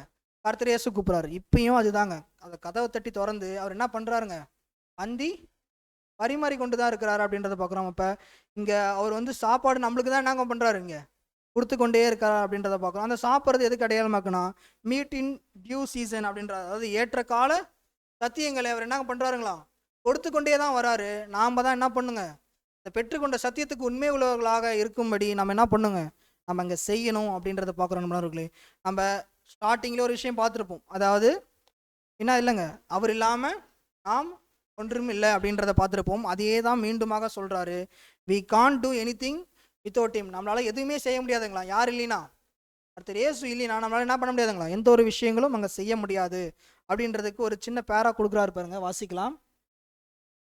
2 சந்தர்ப்பங்களிலும் அவர்கள் சொந்தமாக எதையும் பிடிக்க முடியவில்லை. ஆமாம், 2 சந்தர்ப்பங்களும் என்ன பண்ணுறாங்க, அவங்களோட பலத்தை ட்ரை பண்ணுறாங்க, ஆனால் எதுவும் இங்கே பிடிக்க முடியல. அப்போ யார் தான் இங்கே ஹெல்ப் பண்ணுறாருங்க, வாசிக்கலாம் பாருங்க. கர்த்தர் இல்லாமல் நாம் எதுவும் செய்ய முடியாது என்பதை காட்டியது.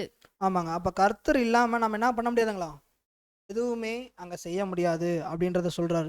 இதுதான் அந்த அழகாக அந்த இங்கிலீஷில் கொடுத்துருப்பாரு பாருங்க, அடுத்த ஸ்லைடில் போடலாம். In both cases, they could not catch anything on their own, showing that without the Lord we can do nothing. ஆமாம், இதுக்கு முன்னாடி சொன்ன ஸ்லைடே தான் இது சொல்கிறாரு. இதுக்கப்புறம் சொல்கிறாரு ஏன் அப்படின்னா, அவர் என்னவா இருக்காருங்க, is a captain of a salvation. அதாவது நம்மளுக்கு ஒரு கேப்டனாக காணப்படுறாரு. யாருங்க, கர்த்தர் இயேசுங்க காணப்படுறாரு. அது மாற்றம் இல்லாமல் என்னவா இருக்காருங்க, போர் நண்பர், அதாவது நம்மளுக்கு முன்னாடி நடந்து காட்டின ஒரு மனுஷனாக காணப்படுறாரு. அவர் நடந்துட்டு என்னை பின்பற்றி வான்னு சொல்லி அவர் கூப்பிடுறாரு அப்படின்றத பார்க்குறோம். அது மாத்திரம் இல்லாமல் அவர் யாருங்க, நம்மளுக்கு தலையாக காணப்படுறாரு, நம்ம அவருடைய சரீரமாக காணப்படுறோம். அது மாத்திரம் இல்லாமல் அவர் மேய்ப்பராக இருக்கார், நம்ம என்னவா இருக்குங்க, ஆடுகள். அப்போ மேய்ப்பினோட சத்தத்தை கேட்கக்கூடிய ஆடுகளாக நம்ம காணப்படணும் அப்படின்றத சொல்கிறார் நண்பர்களே.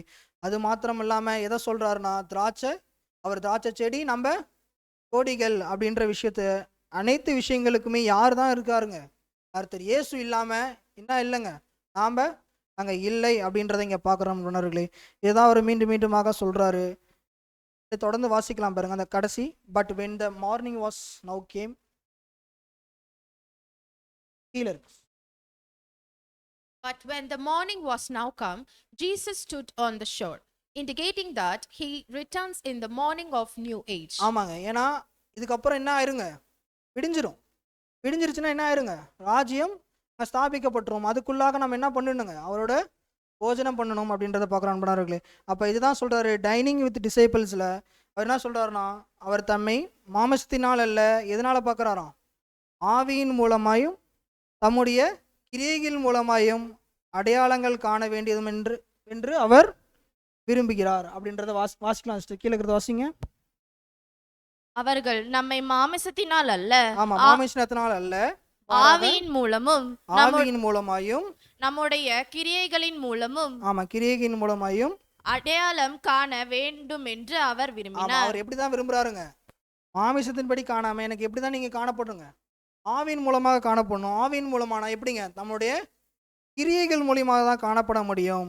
அப்ப சில அடையாளங்களாக என்ன பண்ணுங்களாம், காணப்பட வேண்டும் என்று அவர் என்ன பண்றாருங்களாம். அங்க சீஷர்கள் மத்தியில் அவர் என்ன பண்ணிட்டாருங்க, விரும்பிட்டார். ஏன்னா அவங்க என்ன பண்ணிட்டாங்க, கர்த்தர் இயேசுவை மறந்துட்டு மீண்டும் மீன் பிடிக்க போனனால அவர் என்ன விரும்புகிறாருன்னா, இது ஒரு விஷயத்தை தான் சீஷர்கள் மத்தியில் விரும்புகிறாரு. இதே தான் நாமளும் என்னங்க பண்ணணும், அங்கே செய்யணும் அப்படின்றத பார்க்குறோம்னே.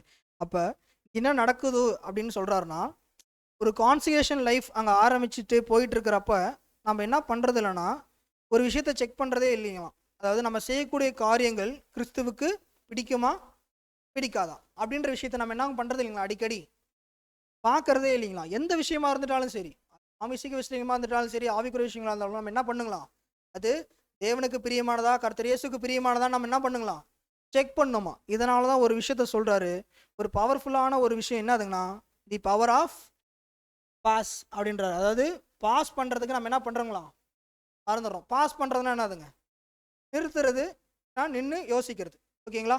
அப்போ என்ன பண்ணுறது இல்லைங்களா, ஒரு விஷயத்த நம்ம செய்யறதுக்கு முன்னாடி எதை பண்ணுறது இல்லைங்களா, இந்த பாஸே பண்ணுறது இல்லைங்களா. நம்ம லைஃப்பில் பாஸ் பண்ணியிருந்தாவே மேக்ஸிமம் எது நடக்காதுங்களா, நம்மளுடைய உள்ளான அந்த கெட்ட கிரியைகள்லாம் என்ன ஆகுதுங்களா, வெளியே வர்றதுக்கு நம்ம என்ன பண்ண முடியாது, வாய்ப்புகள் கொடுக்க மாட்டோம். ஏன்னா ஒரு விஷயம் நடக்குது, ஒரு பிடிக்காத ஒரு விஷயம் நடக்குதுன்னா அதுக்கு நம்ம என்ன பண்ணக்கூடாதுங்களா, உடனடியாக ரெஸ்பாண்ட் பண்ணுறவங்களா காணப்படக்கூடாதுங்களா. என்ன பண்ணுங்களா, ஒரு டைம் நின்று பார்த்து என்ன சூழ்நிலைகள் எப்படி கடந்து போகுது, யார் தவறு செய்தா அப்படின்றத நம்ம என்ன பண்ணுங்களாம், தெளிந்து நிதானித்து தான் என்ன பண்ணுங்களாம் அந்த விஷயங்கள் செய்யணும். அந்த ஒரு பாஸ் அப்படின்ற விஷயத்த நம்ம என்ன பண்ணுறது இல்லைங்களா, அடிக்கடி மறந்துடுறோம் அப்படின்றது. ஏன்னா கிறிஸ்துவுக்கு பிடிக்குமா பிடிக்காதா அப்படின்ற விஷயத்த நம்ம என்ன பண்ணுறது இல்லைங்க.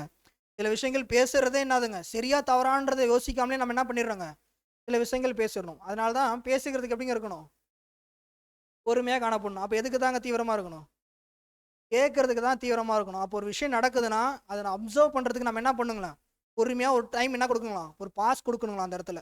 அந்த பாஸ் கொடுத்துட்டு அதுக்கு எப்படி ரியாக்ஷன் பண்ணலான்னு, எப்படி அந்த விஷயத்தை நம்ம கடந்து போகலான்றது என்ன பண்ணுங்களாம், ஒரு செகண்ட் யோசிச்சதுக்கு அப்புறம் தான் அது விஷயம் நடக்கணும் அப்படின்றது. இந்த ஒரு விஷயத்தை பயன்படுத்திட்டாலே நம்ம தெய்வீக தன்மைக்குள்ளாக போகிறதுக்கு ஒரு படிப்படியாக என்னங்க பண்ணுங்களாம், ஒரு பாஸ் அங்கே தேவைப்படும் அப்படின்றார். நான் அந்த நிதானிப்பு இல்லைன்னா எதுவுமே நடக்காது. ஏன்னா கர்த்தர் இயேசு எவ்வளோ பொறுமையாக இருந்தாருங்க. ஏன்னா அவர் சொல்கிற விஷயங்கள் அங்கே யாருக்கும் புரியல. எந்த விஷயங்களும் எந்த சீஷர்களுக்கும் என்னங்க ஆகலை, புரியல. ஆனால் கர்த்தர் இயேசு அங்கே ஏதாவது பண்ணாரா, அவர் என்ன பண்ணுறாரு, பாஸ் பண்ணுறாரு. ஏன்னா அவங்க நிலைமை யோசிக்கிறாரு. ஏன்னா அவங்க என்னங்க பண்ணலைங்க, ஒன்றும் ஆவினால் ஜெனிப்பிக்கப்படலை அப்படின்றப்ப அவங்களுக்கு அது புரியாது அப்படின்றத அவர் என்ன பண்ணுறாருங்க, ரியலைஸ் பண்ணுறாரு. சில டைம் நம்ம என்ன பண்ணுவோம், நம்ம சொல்கிறத அவங்க புரிஞ்சிக்கவே மாட்டேங்கிறாங்கன்னு சொல்லிட்டு நம்ம என்ன பண்ணுவோம், அவங்கள நம்ம தீமையான பேச்சுக்கள் பேசுறதுனாலையோ இல்லை அவங்கள திட்டுறதுனால என்ன ஆயிடுறது, எதுவும் ஆக போகிறது இல்லை. நம்ம நிதானிக்கணும். அப்போ நிதானிக்கிறது அப்படின்னா ஒரு முக்கியமான ஒரு ரூல் இருக்குது, கோல்டன் ரூல். என்னதுங்க, பொன்னான பிரமாணம். என்னங்க வாசிக்கலாம் பாருங்க, மத்தேயு 7:12. ஆதலால் மனுஷர் உங்களுக்கு எவைகளை செய்ய வேண்டும் என்று விரும்புகிறீர்களோ அவைகளை நீங்களும் அவர்களுக்கு செய்யுங்கள். இதுவே நியாயப்பிரமாணமும் தீர்க்க தரிசனங்களுமா. இப்போ அந்த ஒரு செகண்ட் பாஸ் பண்ண சொன்னோம் பார்த்தீங்களா, இந்த பாஸ் பண்ண டைமில் என்ன யோசிக்கணுமா, இந்த ஒரு விஷயத்த யோசிச்சு பார்க்கணுங்களாம். இந்த யோசிச்சாலே என்ன பண்ணிடுவோம் ஆட்டோமேட்டிக்காக, அவர் இப்படி பண்ணியிருக்க மாட்டார், அவரோட சூழ்நிலை அப்படி காணப்படுது, நாமளாக தானே தான் பண்ணியிருப்போம், அப்படி தான் செஞ்சுருப்போம்னு சொல்லி அந்த ஒரு செகண்ட் பாஸ் பண்ணுறதுனால யாரோட தவறுகள் தெரியுதுங்க, நம்ம அடுத்து செய்யக்கூடிய தவறுகள் முன்னாடியே தெரிஞ்சு நம்ம என்ன பண்ணிடுறோங்க, இந்த தீமையான பேச்சுக்களை தவிர்க்கக்கூடிய நிலைமைக்குள்ளாக கடந்து போகிறோம் அன்பர்களே. அப்போ இந்த ஒரு கோல்டன் ரூலை என்ன பண்ணுன்னா, அந்த ஒவ்வொரு டைமும் நிறுத்தி பார்த்து அதை அப்ளை பண்ணுங்களாம். யாருக்குங்க, மற்றவங்களுக்கு. எக்ஸாம்பிளுக்கு சொல்லணும்னா நம்மளுக்கு பிடிக்காத ஒரு விஷயம் யாராவது செய்திருப்பாங்க, அது அவங்க வேணுமென்றே செய்கிறது இல்லை, சூழ்நிலைக்கு என்ன பண்ணுங்க ஏற்படுத்தி கொண்டு போய் சேர்த்துருக்கோம். அப்போ நம்ம என்ன பண்ணுங்க யோசிக்கணும், அவங்களோட சூழ்நிலையில் நாம் இருந்திருந்தா இப்படி பண்ணியிருந்திருப்போம், அப்போ நாமளும் என்ன பண்ணுங்க அவரை மன்னிக்கணும். மாறாக என்ன பண்ணக்கூடாது, தீமையான வார்த்தைகளை பேசுறதோ அவதூறான காளைகளை சொல்றதோ என்ன பண்ணக்கூடாதுங்க, அந்த ஒரு விஷயங்களுக்குள்ளாக நம்ம கடந்து போகக்கூடாது அப்படின்றத பார்க்குறோம் நண்பர்களே.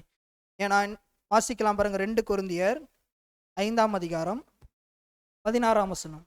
ஆகையால் இது முதற்கொண்டு நாங்கள் ஒருவனையும் மாமிசத்தின்படி அறியோம், நாங்கள் கிறிஸ்துவையும் மாமிசத்தின்படி அறிந்திருந்தாலும் இனி ஒருபோதும் அவரை மாமிசத்தின்படி அறியோம். ஆமா, முதல்ல சொல்ற வார்த்தை தான், இனி ஒருபோதும் நாங்கள் யாரையும் என்ன பண்றது இல்லைங்க, மாமிசத்தின்படி. அப்ப நம்ம பார்வை எப்படிங்க இருக்கணும், மாமிசத்தின் பிரகாரம் அவங்களை காண்கிறவர்களாக நம்ம இருக்கக்கூடாது.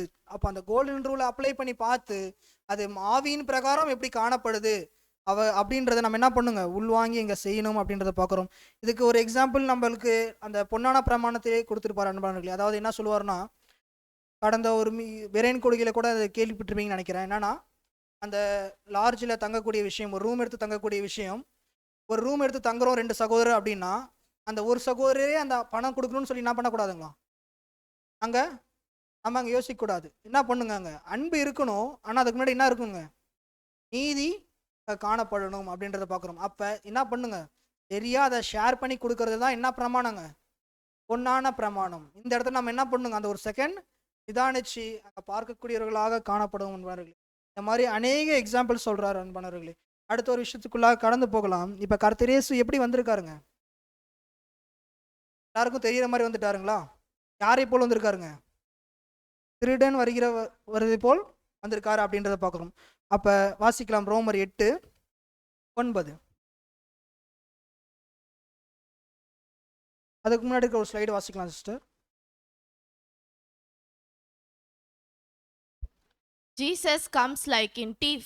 We cannot see like apostle, only through action we can see him. ஆமா, நம்மளால எப்படி தான் பார்க்க முடியும் கர்த்தர் இயேசுவை, அப்போஸ்தலர்கள் நேரடியாக பார்த்தது போல நம்மளால என்ன பண்ண முடியாதுங்க, பார்க்க முடியாது. எதில் பார்க்கலாங்க, கிரியைகள் மூலியமாக, செயல்பாடுகள் நடக்கிறது மூலியமாக நம்ம என்ன பண்ணலாங்க, கர்த்தர் இயேசு வந்திருத்தல நம்ம என்னங்க பண்ணலாம், உணரலாம் அப்படின்றத நாங்கள் சொல்றாரு அன்பானவர்களே. இப்போ அந்த வசனம் வாசிக்கலாம் பாருங்க, ரோமர் 9:8-9. தேவனுடைய ஆவி உங்களில் வாசமாய் இருந்தால் நீங்கள் மாம்சத்துக்கு உட்பட்டவர்களாய் இராமல் ஆவிக்கு உட்பட்டவர்களாய் இருப்பீர்கள். கிறிஸ்துவின் ஆவி அல்லாதவன் அவருடையவன் அல்ல. ஆமா, ஒருவேளை நமக்குள்ள பாபிலோன் ஆவி இருந்ததுன்னா நாங்கள் ஆக முடியாது, சபை ஆக முடியாது அப்படின்றத பார்க்குறோம். அப்போ தேவனுடைய ஆவி உங்களில் வாசமாக இருந்துச்சுன்னா நீங்கள் எதை இது பார்க்க மாட்டீங்க. மாமிசத்துக்கு உட்பட்ட விஷயங்கள் எல்லாம் என்ன பண்ண மாட்டாங்க, செய்ய மாட்டோம். மாறாக எதை நோக்கி தான் நம்மளுடைய இது இருக்குங்க, ஆவிக்குரிய விஷயங்களை நோக்கி தான் நம்முடைய பார்வை காணப்படும் அப்படின்றத சொல்கிறார் அன்பானவர்களே. இன்னொரு வருஷம் வாசிக்கலாம். மத்தேயு 9:16. ஒருவனும் கோடித்துண்டை பழைய வஸ்திரத்தோடே இணைக்க மாட்டான். இணைத்தால் அதனோடே இணைத்த துண்டு வஸ்திரத்தை அதிகமாய் கிழிக்கும், பீறலும் அதிகமாகும். இது எங்க பார்த்த மாதிரி இருக்குங்க? அது ஃபர்ஸ்ட் ஒரு வசனம் பார்த்தாங்களா? புது திராட்சை ரசத்தை பழைய துருத்தியில் போடுறது, அதே விஷயத்தை தாங்க இங்க மீண்டும் சொல்றாரு. அதாவது அந்த கொடி துணியை வச்சு தாங்க சொல்றாரு. அதே விஷயம் என்னன்னா, ஓல்டு சிஸ்டம், அதாவது இதுக்கு முன்னாடி இருந்துட்ட அந்த பாபிலோனியனோட ஆவி, அதோட டாக்ட்ரின்ஸ் இல்லைன்னா அதோட அந்த பழக்க வழக்கங்கள் அதெல்லாமே இருந்துச்சுன்னா என்ன பண்ணிருங்க, முற்றிலுமாக அங்கே அகற்று போட்டுடணும். ஏன்னா அது புதிதான ஒரு விஷயங்கள் வர்றப்ப பழைய விஷயத்துக்குள்ளாக என்ன பண்ணக்கூடாது, அதை போடக்கூடாது அப்படின்றத பார்க்குறோம் நண்பர்களே. இது நம்மளுக்கு எப்படி செயல்படும்னா, நம்மளோட வாழ்க்கையின் கிரியையில் நம்ம காட்டக்கூடிய அந்த கேரக்டர் மூலிமா என்ன பண்ணிக்கலாங்க, இந்த ஒரு ஆவி நம்மக்கிட்ட காணப்படுதா, இந்த ஒரு பழைய சிஸ்டம் நம்மக்கிட்ட காணப்படுதா அப்படின்றத நம்ம என்ன பண்ணுங்களாம், தெரிஞ்சுக்கலாம். இதுதான் என்ன சொல்கிறாருன்னா, அந்த மேஜையை கவிழ்த்தல் அப்படின்றத அங்கே சொல்கிறார் அன்பானவர்களே. இப்படி நடக்கிறப்ப சில டைம் நன்றாக ஓடிக்கொண்டு இருப்போம். அப்போ ஒரு டைமில் என்ன வரும்னா, ஒரு பயம் நம்மளுக்குள்ளாக காணப்படும். பயம் வரணும், வரக்கூடாதுங்களா? ஏன்னா பயம் வரலினா நம்ம என்ன இல்லைன்னு அர்த்தம், தேவன் நம்மக்கிட்ட தொடர்பில் அங்கே இல்லைன்னு அர்த்தம். ஏன்னா பயம், மனசாட்சி என்ன பண்ணலங்க, அங்கே பயப்படல, குத்தலை அப்படின்னா தேவன் நம்மளோட அங்கே இல்லை அப்படின்றத நம்ம என்ன பண்ணலாம், நம்ம வேற ஏதோ ஒரு பாதையில் போயிட்டு இருக்கோம் அப்படின்றத நம்ம தெளிவாக தெரிஞ்சுக்கலாம் அன்பானவர்களே. இதான் லூக்கால சொல்லுவார். லூக்கா 21:8 வாசிக்கலாம். இவைகள் சம்பவிக்க தொடங்கும் போது உங்கள் மீட்பு சமீபமாய் இருப்பதால் நீங்கள் நிமிர்ந்து பார்த்து உங்கள் தலைகளை உயர்த்துங்கள் என்றார். ஆமாம், நம்ம என்ன பண்ணுங்களாம், சம்பவங்கள்லாம் நடந்து போகிறப்ப கடந்து போகிறப்ப நம்ம என்ன பண்ணக்கூடாது, தலை குனிஞ்சி காணப்படக்கூடாது. மாறாக எப்படி இருக்குங்களாம், தலைகளை உயர்த்தி பார்க்கிறவர்களாக நம்ம என்ன பண்ணுங்களாம், காணப்படணும் அப்படின்றத சொல்கிற அன்பர்களே.